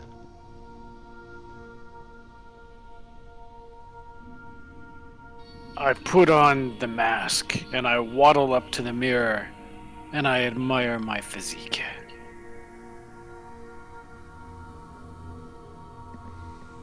Hello, mirror. Have you seen anything this pretty since Gothic walked by? Mirror, mirror on the wall, who's the prettiest barb of them? And there is no reaction from this mirror. You just seeing yourself standing there with the mask.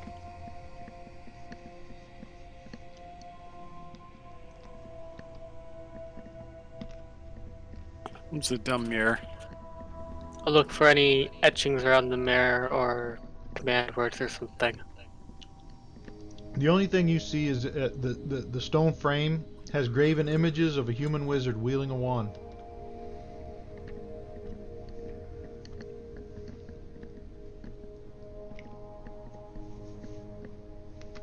Break the mirror. Who has that wand we found? Who's you want to go up and try to break the mirror? I was going to until I heard somebody say, "Who has that wand?" I think it's still in the party sheet.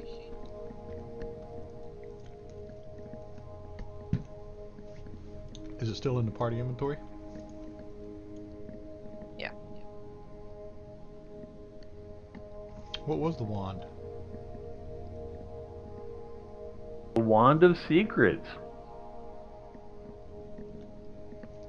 Secret. This sounds like a secret.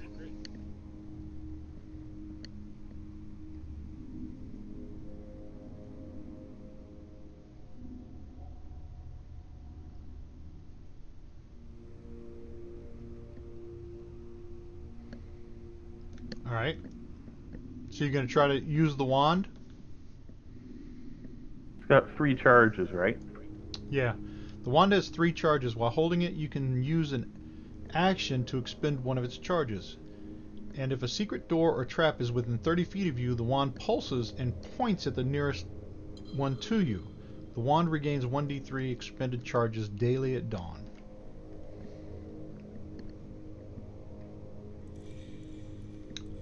So who?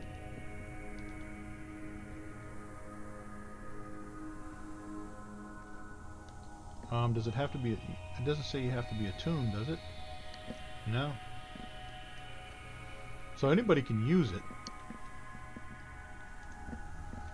So who wants to use it?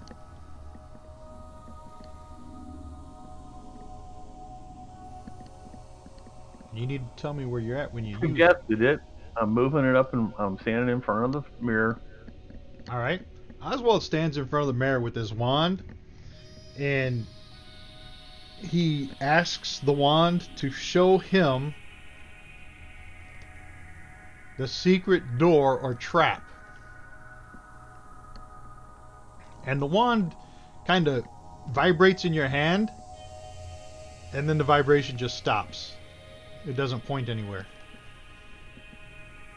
Okay, so it's not a trap. Or Or a secret door.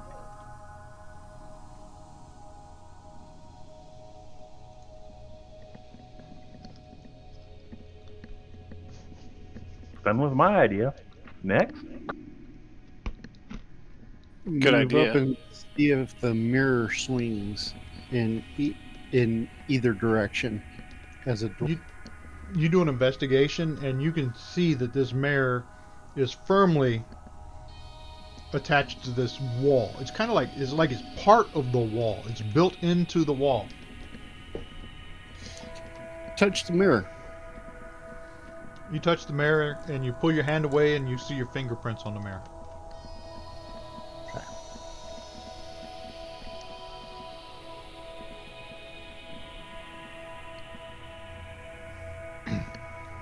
Well, gosh darn it.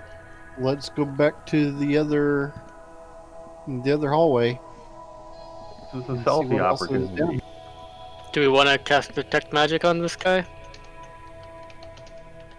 Well, that's what you do, isn't it? Magic stuff? Well, it is a 10-minute casting time. I got nothing but time. Cool, I cast Detect Magic.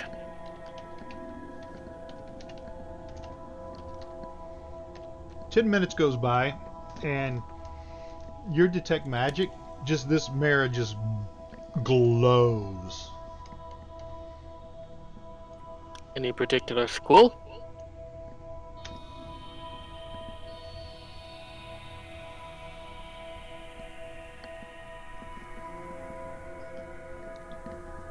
Is it just a mirror, or is it standing on something? I had something. Hold on.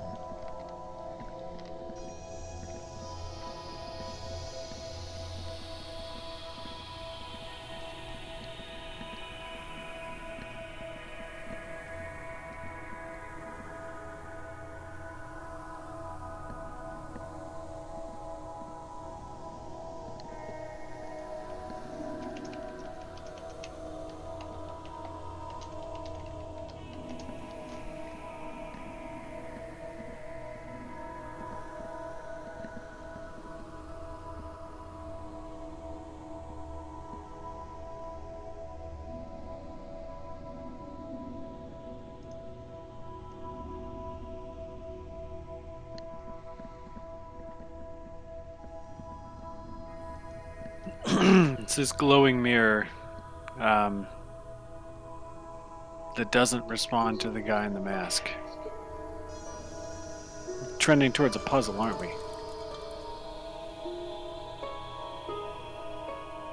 I don't know which one this would be.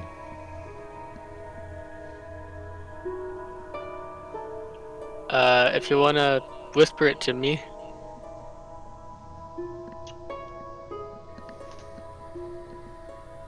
Okay.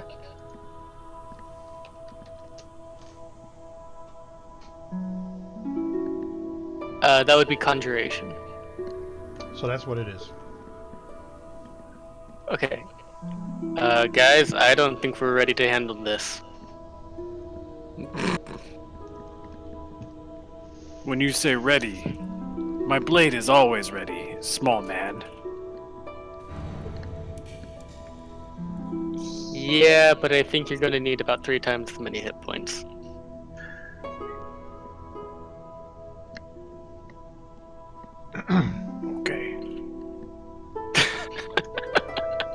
I'm keeping that one in my back pocket because that seemed to work.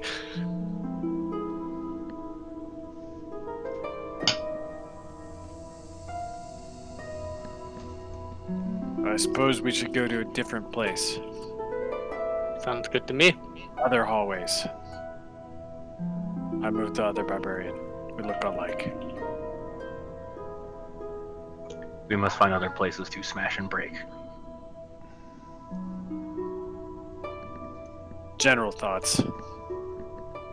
Easier to tell barbarians apart when one is Pam Anderson. You can see at the end of this hallway, the hallway turns back to the east.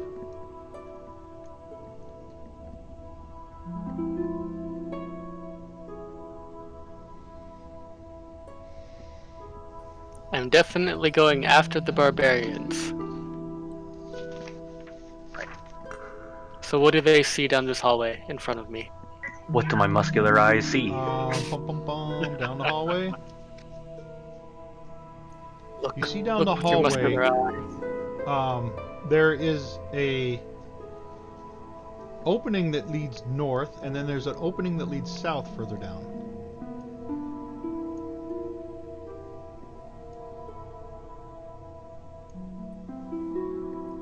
I'm still definitely behind the barbarians. I peer up the opening that leads north. All right, Confident.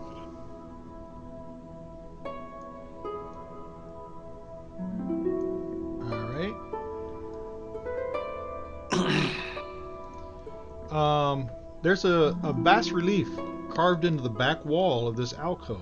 Is a shallow niche containing a bas relief sculpture of a nude, heavy-set man playing a harp. What do fish have to do with harps? Lying on the floor of the alcove is a broken half of a 10-foot pole. Ominous. And when you looking at the bas relief of the somebody staring too closely at the naked fat man, you see an inscription carved into his harp, and it says in common,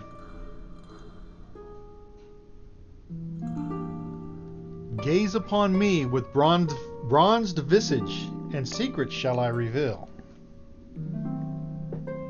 Have this bronzed visage. It is my mask. I have figured out this puzzle.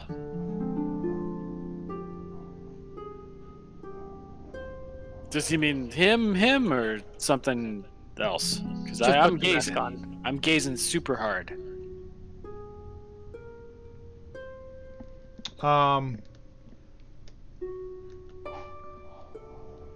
Where are you? Okay, Standing you're right. next to him? You're in the hallway, and you put the mask over your face, Yeah. and all you're seeing is the fat naked guy. Fat naked man, show me your secrets. We had promises.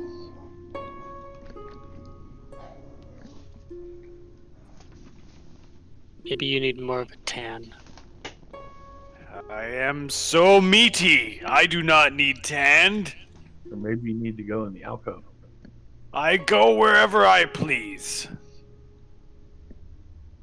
But into the alcove. Yeah, we've noticed.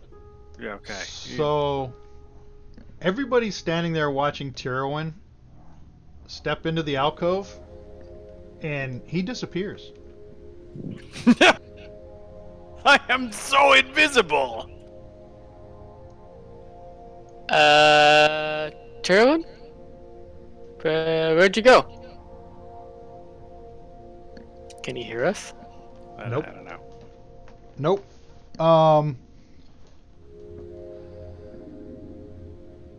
The world itself, this is for Tyrwin.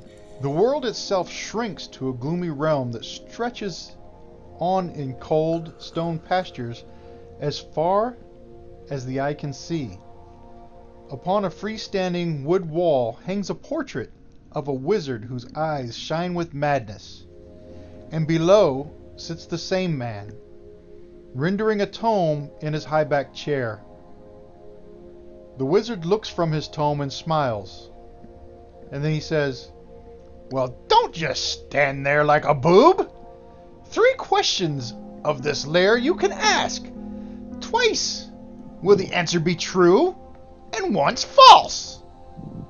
And be quick about it. The show must go on." I am so glad Gothic wasn't the one that went into this room. And you can Intelligence is see way too. on the floor is another section of that 10-foot pole. Somebody was cautious. Yeah, so the first thing I do is I say, "Thank you, wizard man, for your hospitality. I am coming up with my questions quickly." I touch the pole.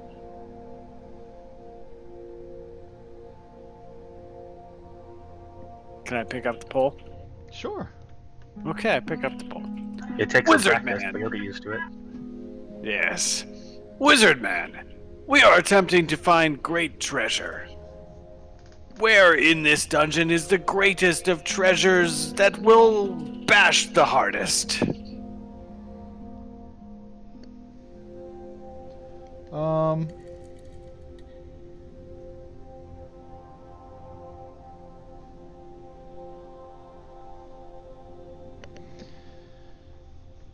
He tells you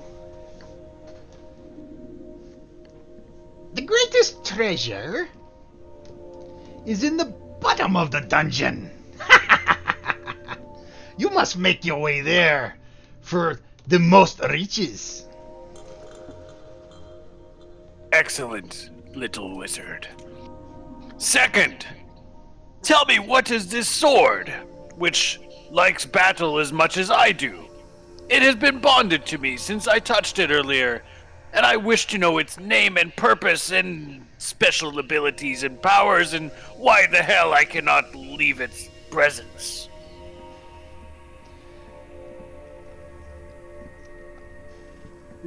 He tells you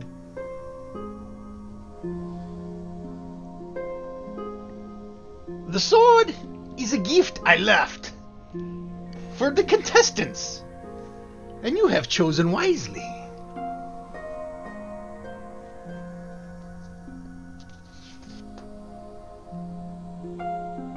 Dude, I asked way more about the sword than whether or not I chose wisely. Just saying. Intelligence check. That was probably his lie.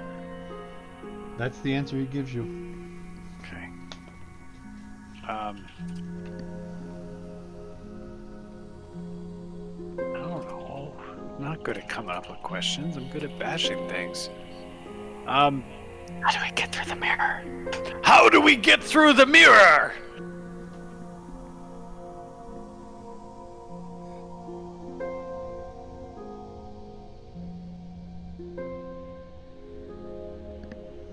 That was a really good question, dude. He tells you there are many mirrors in my dungeon, so there are many answers to that question. I mean the one at the end of the hallway with the candles and the stupid thing with said the wand and the shit and the goddamn it, it's right around the corner.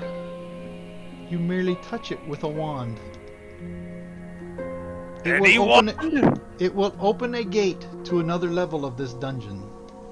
Oh, okay. Cool. I counted to 3. That is 3. You're pretty cool. I just gotta tell you, the upside down illusory chair that the cat couldn't get into, that made my day. It was good. Do not tell Kitty Friend I said that. So, Hallister looks at you, and he says, "I'm glad you're enjoying our game." It's okay, it was. Hold on.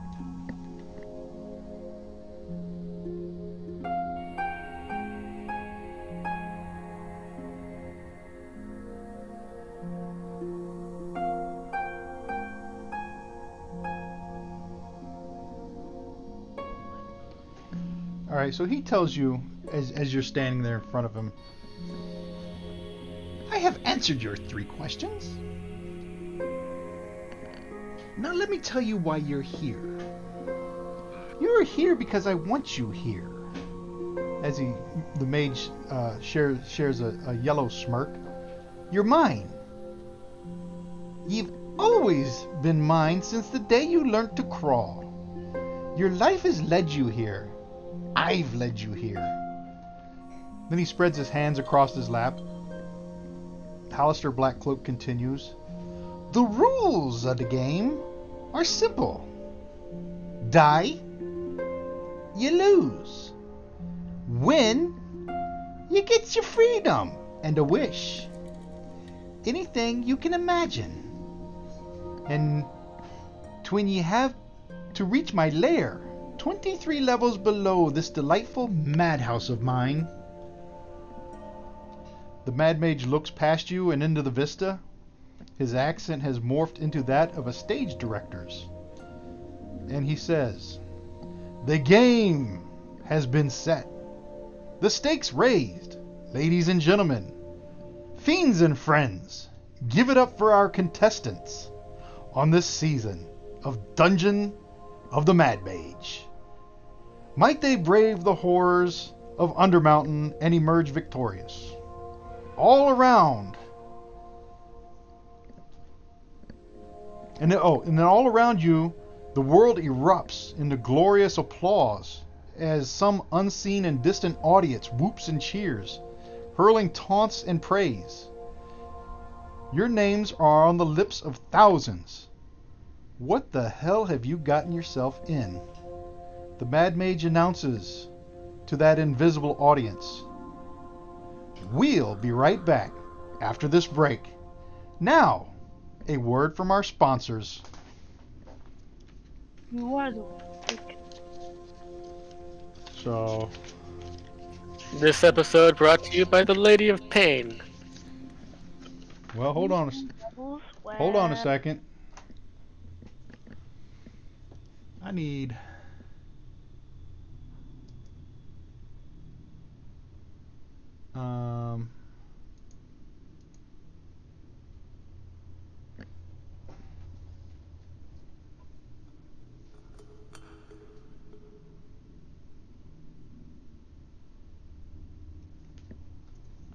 hold on, that didn't work. What is going on here?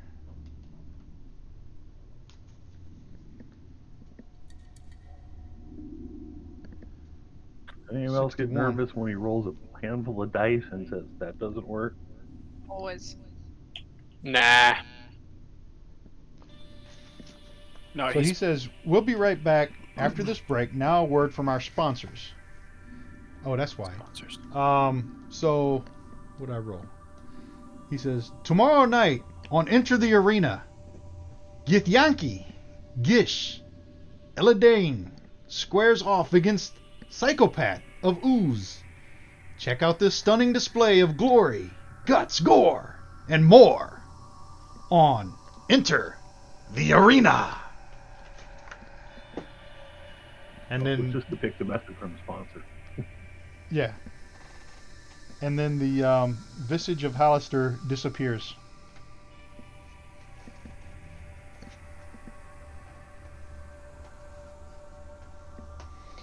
And you can... Did you hear... I said the visage of Hallister. I don't know if I was pushing the right button. Did you hear that part? We heard you. Okay. And then you can hear, as the image of Hallister fades away, his laughter. It's the same laughter you heard in that room with the eyeball.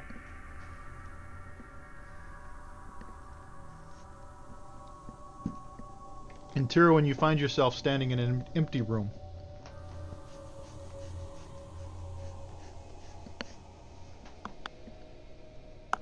Okay. I take off the mask.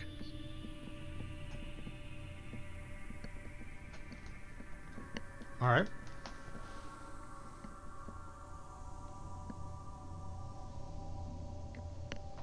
You're still standing in an empty room. Fuck. I put the mask back on. All right. I'm still standing in an empty room. Right.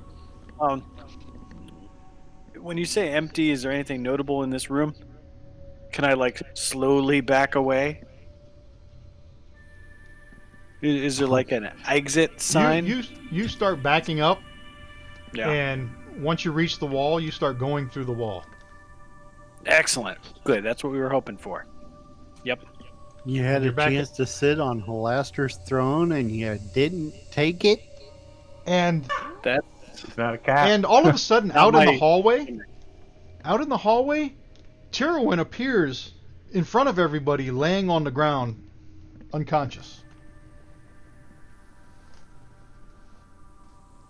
Medicine check. Check for injuries. He's uninjured. He's just unconscious. No injuries at all. I slap his face lightly. Tyrwin comes to. Nope. Well, hello, little man.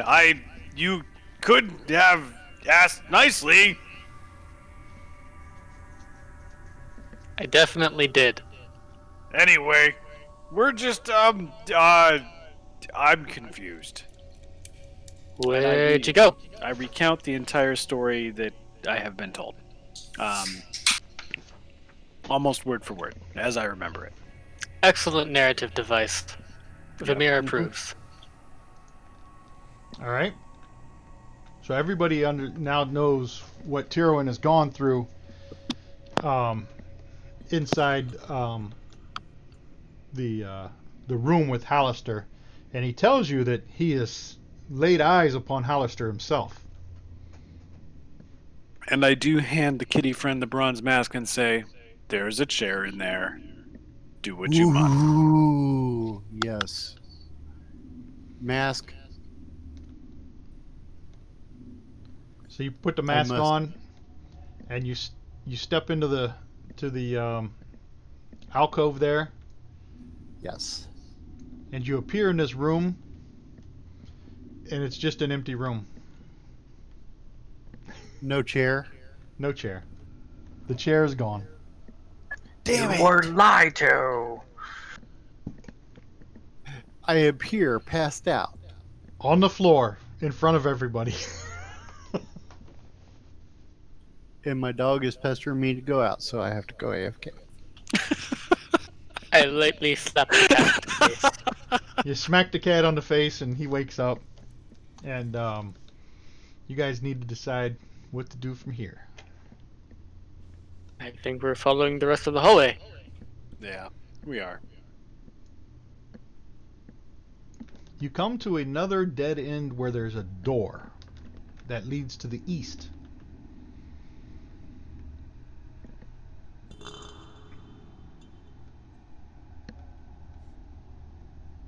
Well, we only do one thing with doors. Yeah, I cast my opening spell. Bash Bros, go! So the barbarians kick open the door. I like it. He's over it. The barbarians kick the door open. And the door just swings open. Someday these are going to be locked. And then all of this practice will have not been in vain. And on the wall directly opposite the door, you see a circle with some, like a yellow circle with some spokes coming out of it. And you've seen this symbol before. And you remember that it was when you were looking for Floon, you recognized this symbol. When you were looking for Floon in Waterdeep. Those of you that were doing the dragon heist.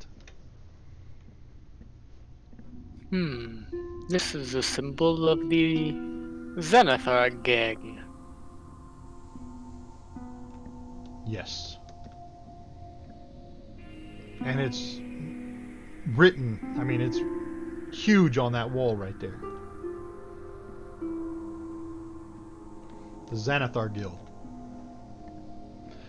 So to the south, you see the hallway turns towards the east. 13, 20, 25, 30. And to the north, you can see the hallway turns to the east.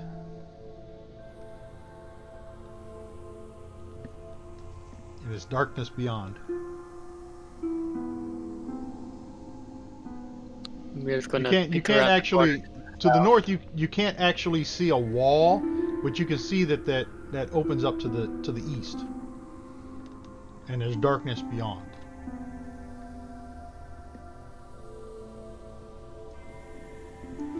You're gonna go look around the corner on the south? Yep. You see that the hallway turns again to the south. It goes east a bit and then south again. Same procedure. At the end of that south corridor, you see another door. Should we be looking for secrets? This seems like the kind of thing where these corners and twisties are for naught. I'm gonna rely on the cat's passive perception for that. The kitty is back.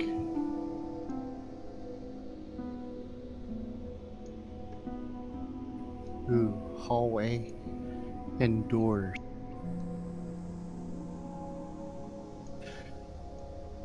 Are we heading to the south? We found another door to bash, so yeah. Alright. I shall take up my position. Try just opening this one this time.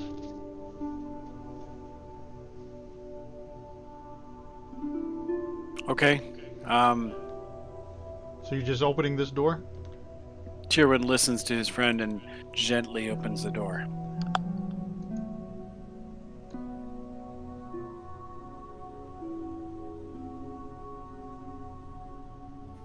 Kitty comes up behind his barbarian friend You- Tyrwin and pats him on the back of the shoulder and goes, "Are you broken?" You open the door slowly, and the door gives out a loud creak. And you hear a voice. As you creep through the doorway, the door makes this creaking sound, and a voice shortly thunders, "You there! Answer my call, and join me on this quest for justice!"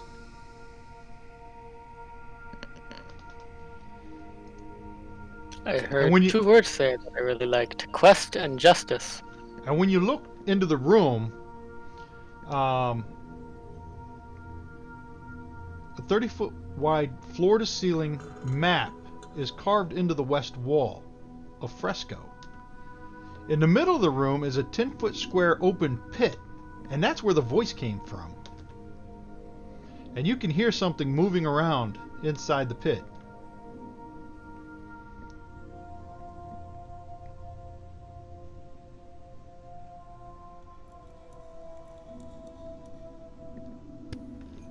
Gonna On move the- to that corner and peek around the corner just to make. All right.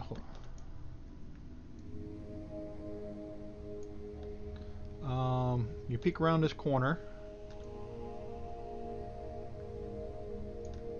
and you see another door that leads north. Vamir goes over to the pit, and he looks down, and you see somebody down there. You look down, and it's a pit. Yawns in the center of the room. Its walls are as smooth as a newborn's cheeks. At the bottom of its rubble-strewn depths stands a bloodied half-elf. So bruised is he that he's green and purple. His arm is bent at an angle never intended by his creator. An eyeball hangs from a tatter of flesh, but the elf shows no pain. He meets your surprise with his good eye. "In the name of Waukegan, hallowed be her name, I compel you. Free me so I may avenge my death and join her grace in the gilded afterlife."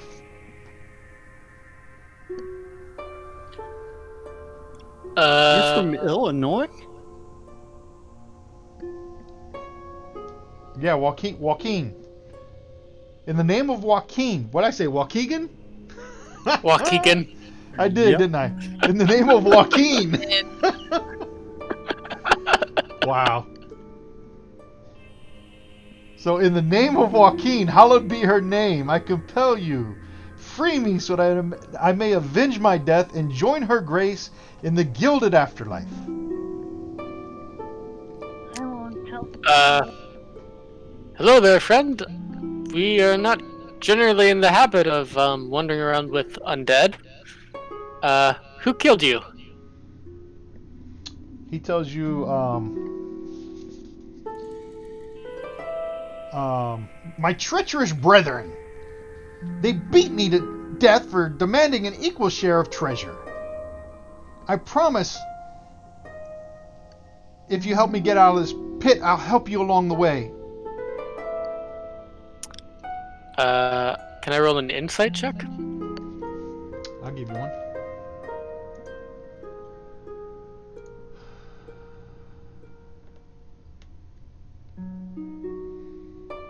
Yeah, you believe he's telling the truth. He's being truthful with you. How deep is the pit? Did it say? Let me see. Center of the room, walls are smooth. It just says bloodied elf. Let me see if this one says 30 foot wide. Oh no, that's the map. Pit in the middle of the room is 10-foot square open pit. It's probably about 20 feet deep. Yeah. How long have you been down there, friend? I would guess a week. A 10-day. You're the first people that have come by since they threw me in this pit. We'll have told the same to you. Give us a few minutes, and we'll check our surroundings and then come back. It's 30 feet deep. The open pit used to be 30 feet deep, but now the bottom 10 feet of the hole are filled with stone rubble, so it's 20 feet deep.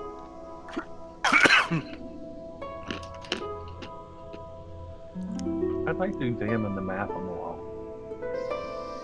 The map on the wall. The map carving. This elaborate image is a cross-section map of Undermountain, with what is clearly Mount Waterdeep and the City of Splendors at the top, and 23 hollowed-out dungeon levels stacked below it. Each dungeon level has its own stylistic side view, but no names or details are included to suggest what level is called what, or what it contains. There are 3 features that stand out on the map. Next to the 3rd level is a bas-relief of a flaming skull. Next to the 6th level is a bas-relief of a comet. Next to the 23rd lowest level is a bas-relief of a tower with a tiny rune engraved above it. Do you have that text to push? I didn't get all of that into my notes. Let me see if I can copy it.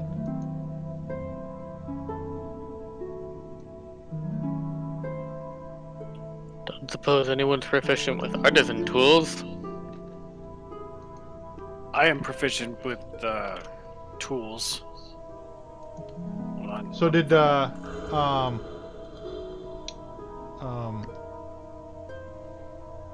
Oswald, you said you were inspecting the map, right?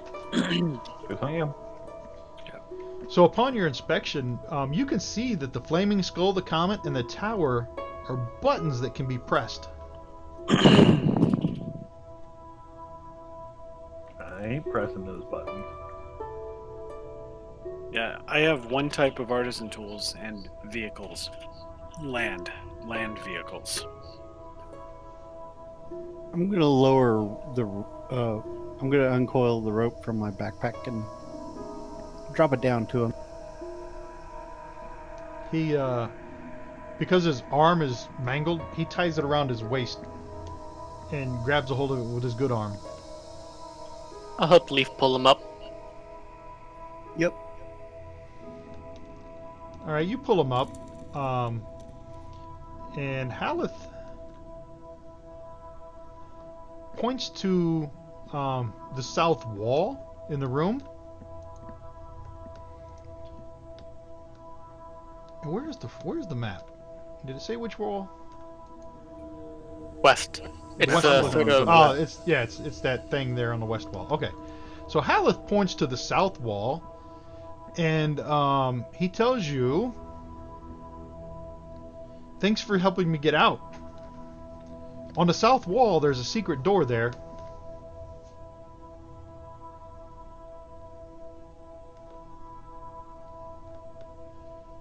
I wish you luck in your hunt. Hold up. I want to do a medicine check to straighten out his arm and put his eye back in. All right, you work on him a little bit, and you splint his arm and do all that good stuff, and he thanks you. He regains use of his arm, and his eye gets put back in his head. He's still pretty beat up, but he's very appreciative of your help, and he offers to go with you. What he really wants to know, he wants to know if you'll help him. If he goes with you, will you help him get revenge for the people that put him here? He knows they were an adventuring party, and he tells you that the adventuring party was, the name of the adventuring party was the Goodfellows. Clearly not so good. No, they turned on him. Oh no, they were the fine fellows of Daggerford. That's who they were. There were 4 of them. 5, actually. Well, I don't know about revenge, but justice and or vengeance might be on the table.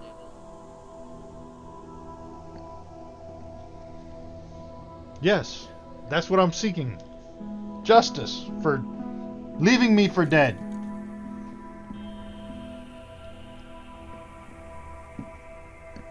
I walk over to Oswald, looking at the map, and I push the flaming button, the flaming skull. So, the cat pushes the flaming skull. It would be the cat. Oswald backs up quickly. Curiosity. As the button is pressed into the wall, a magical disembodied male voice fills the room and says in common, "Gate access to Skullport disabled." Son of a bitch. Push it again. You push it again. Again, a disembodied male voice fills the room and says, "Gate access to Skullport disabled." I just Well, want what's to the- determine whether it controlled gate access or was actually causing a gate. I don't know. I mean, I've played Doom. That sounds like a bad thing. So let's back away. I don't like gates. Maybe the comet opens it. I push the comet. A disembodied male voice fills the room and says in common, "Gate access to Stardock from level 16 only." Stardock. Alright, Leaf. That's enough with the button pressing. There's one more button. But Someone- there's Just- one more. Just spray him with a water bottle and be done. Yeah, I'm gonna prestidigitate some sensation of wetness splattering on his face. The last button. I don't need magic to do that.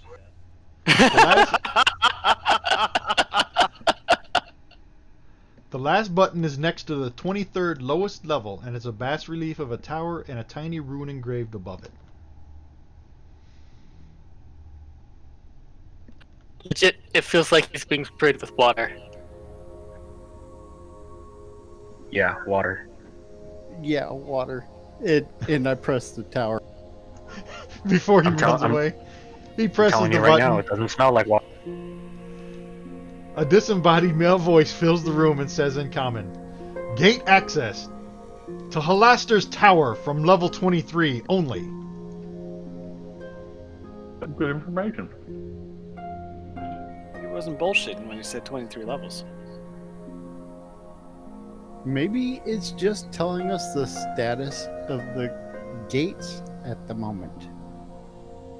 And it didn't affect any change. Sure. Hey, H-Man, where's the secret door? Hey guys, can we take a break? I got a bio and get a snack and drink and stuff like that. We got 13 Yeah. minutes left. I'm Yeah. thinking we're gonna find maps like this on the level. Oh, levels. Never mind. I didn't realize we were so close to the end of the night on his time.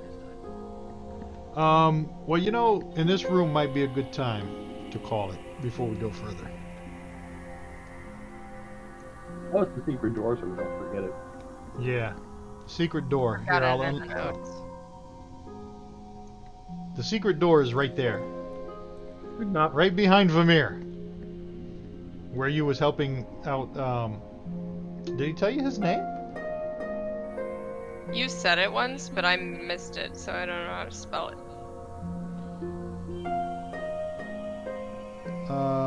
His name is...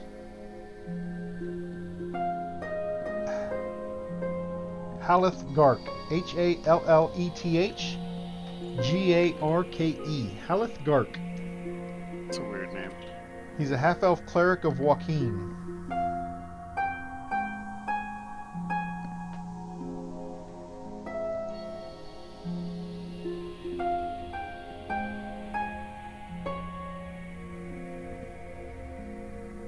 Do He you was want down us- there.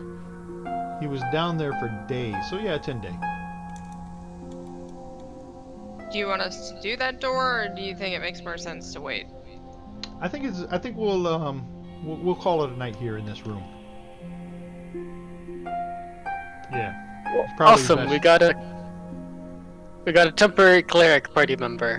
You do have a cleric party member that's willing to help you out.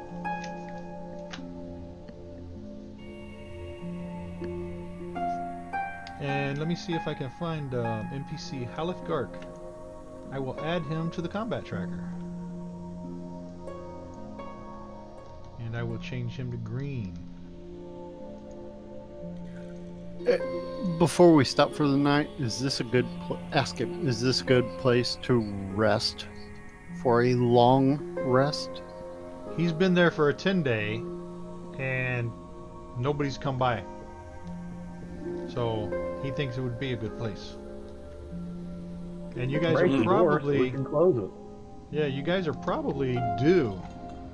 Because you started the night and it was 2000 hours at 8 p.m. So yeah, it's probably around midnight. And you're due for a long rest. Because you've already had your 2 short rests. So yeah, we'll do I'll push a long rest in this room. I'll go ahead and do that now so we don't forget.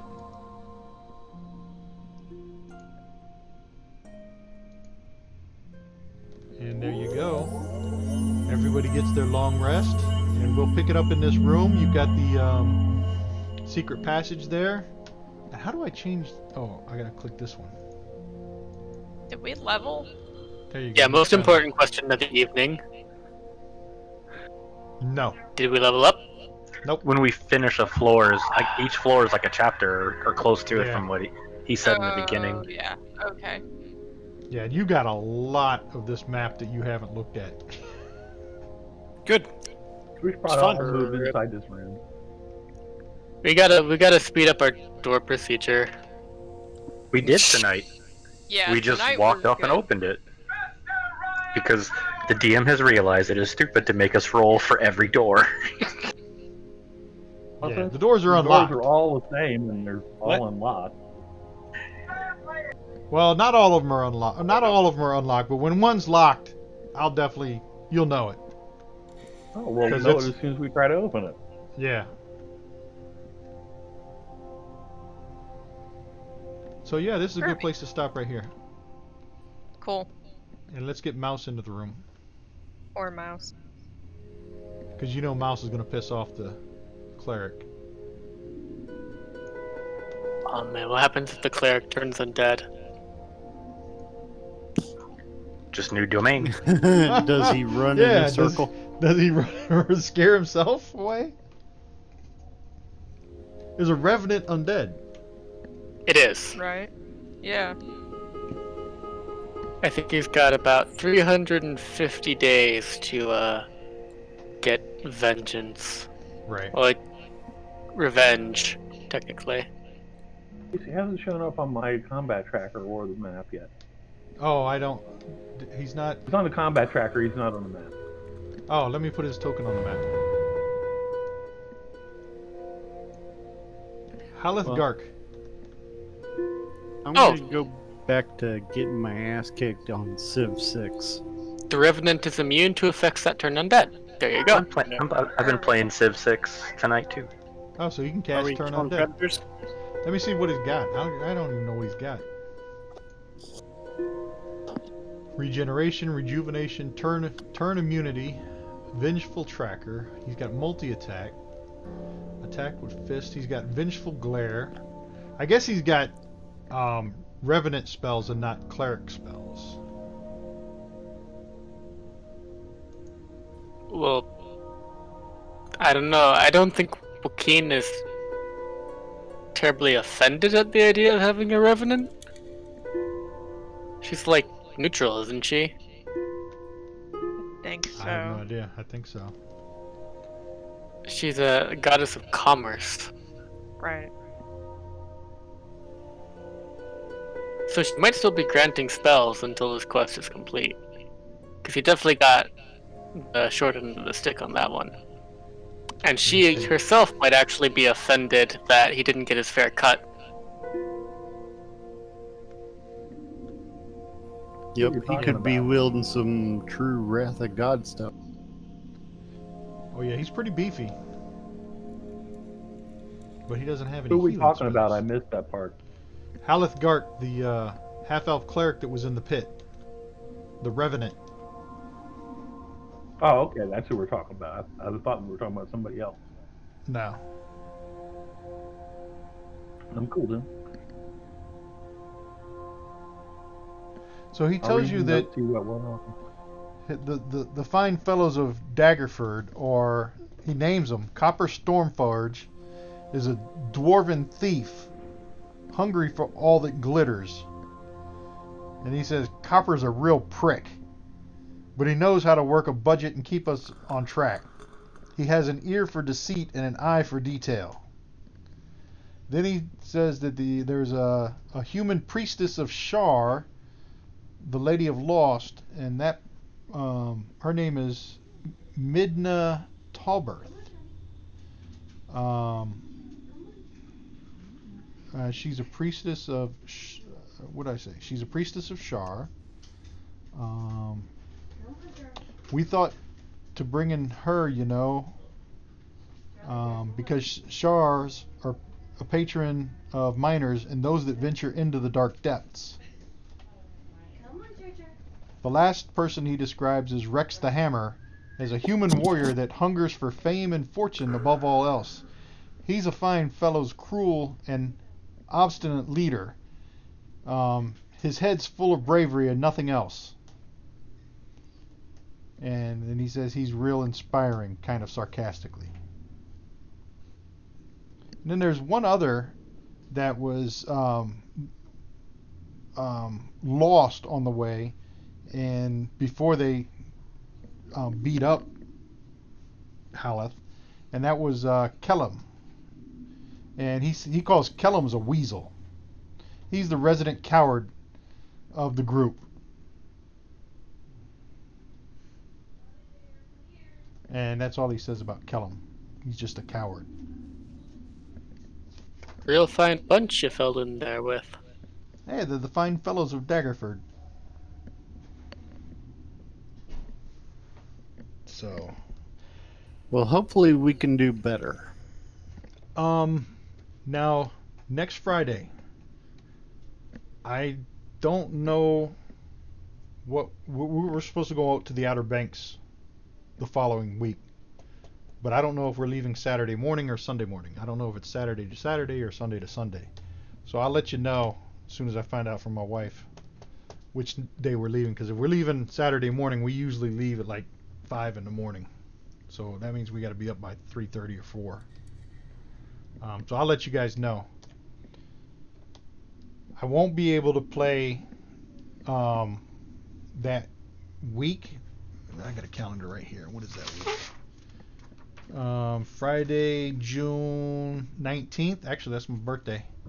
Because we will Happy be in the birthday. Outer Banks. Thank you. We'll be in the Outer Banks that Friday. And I don't think the laptop will handle it.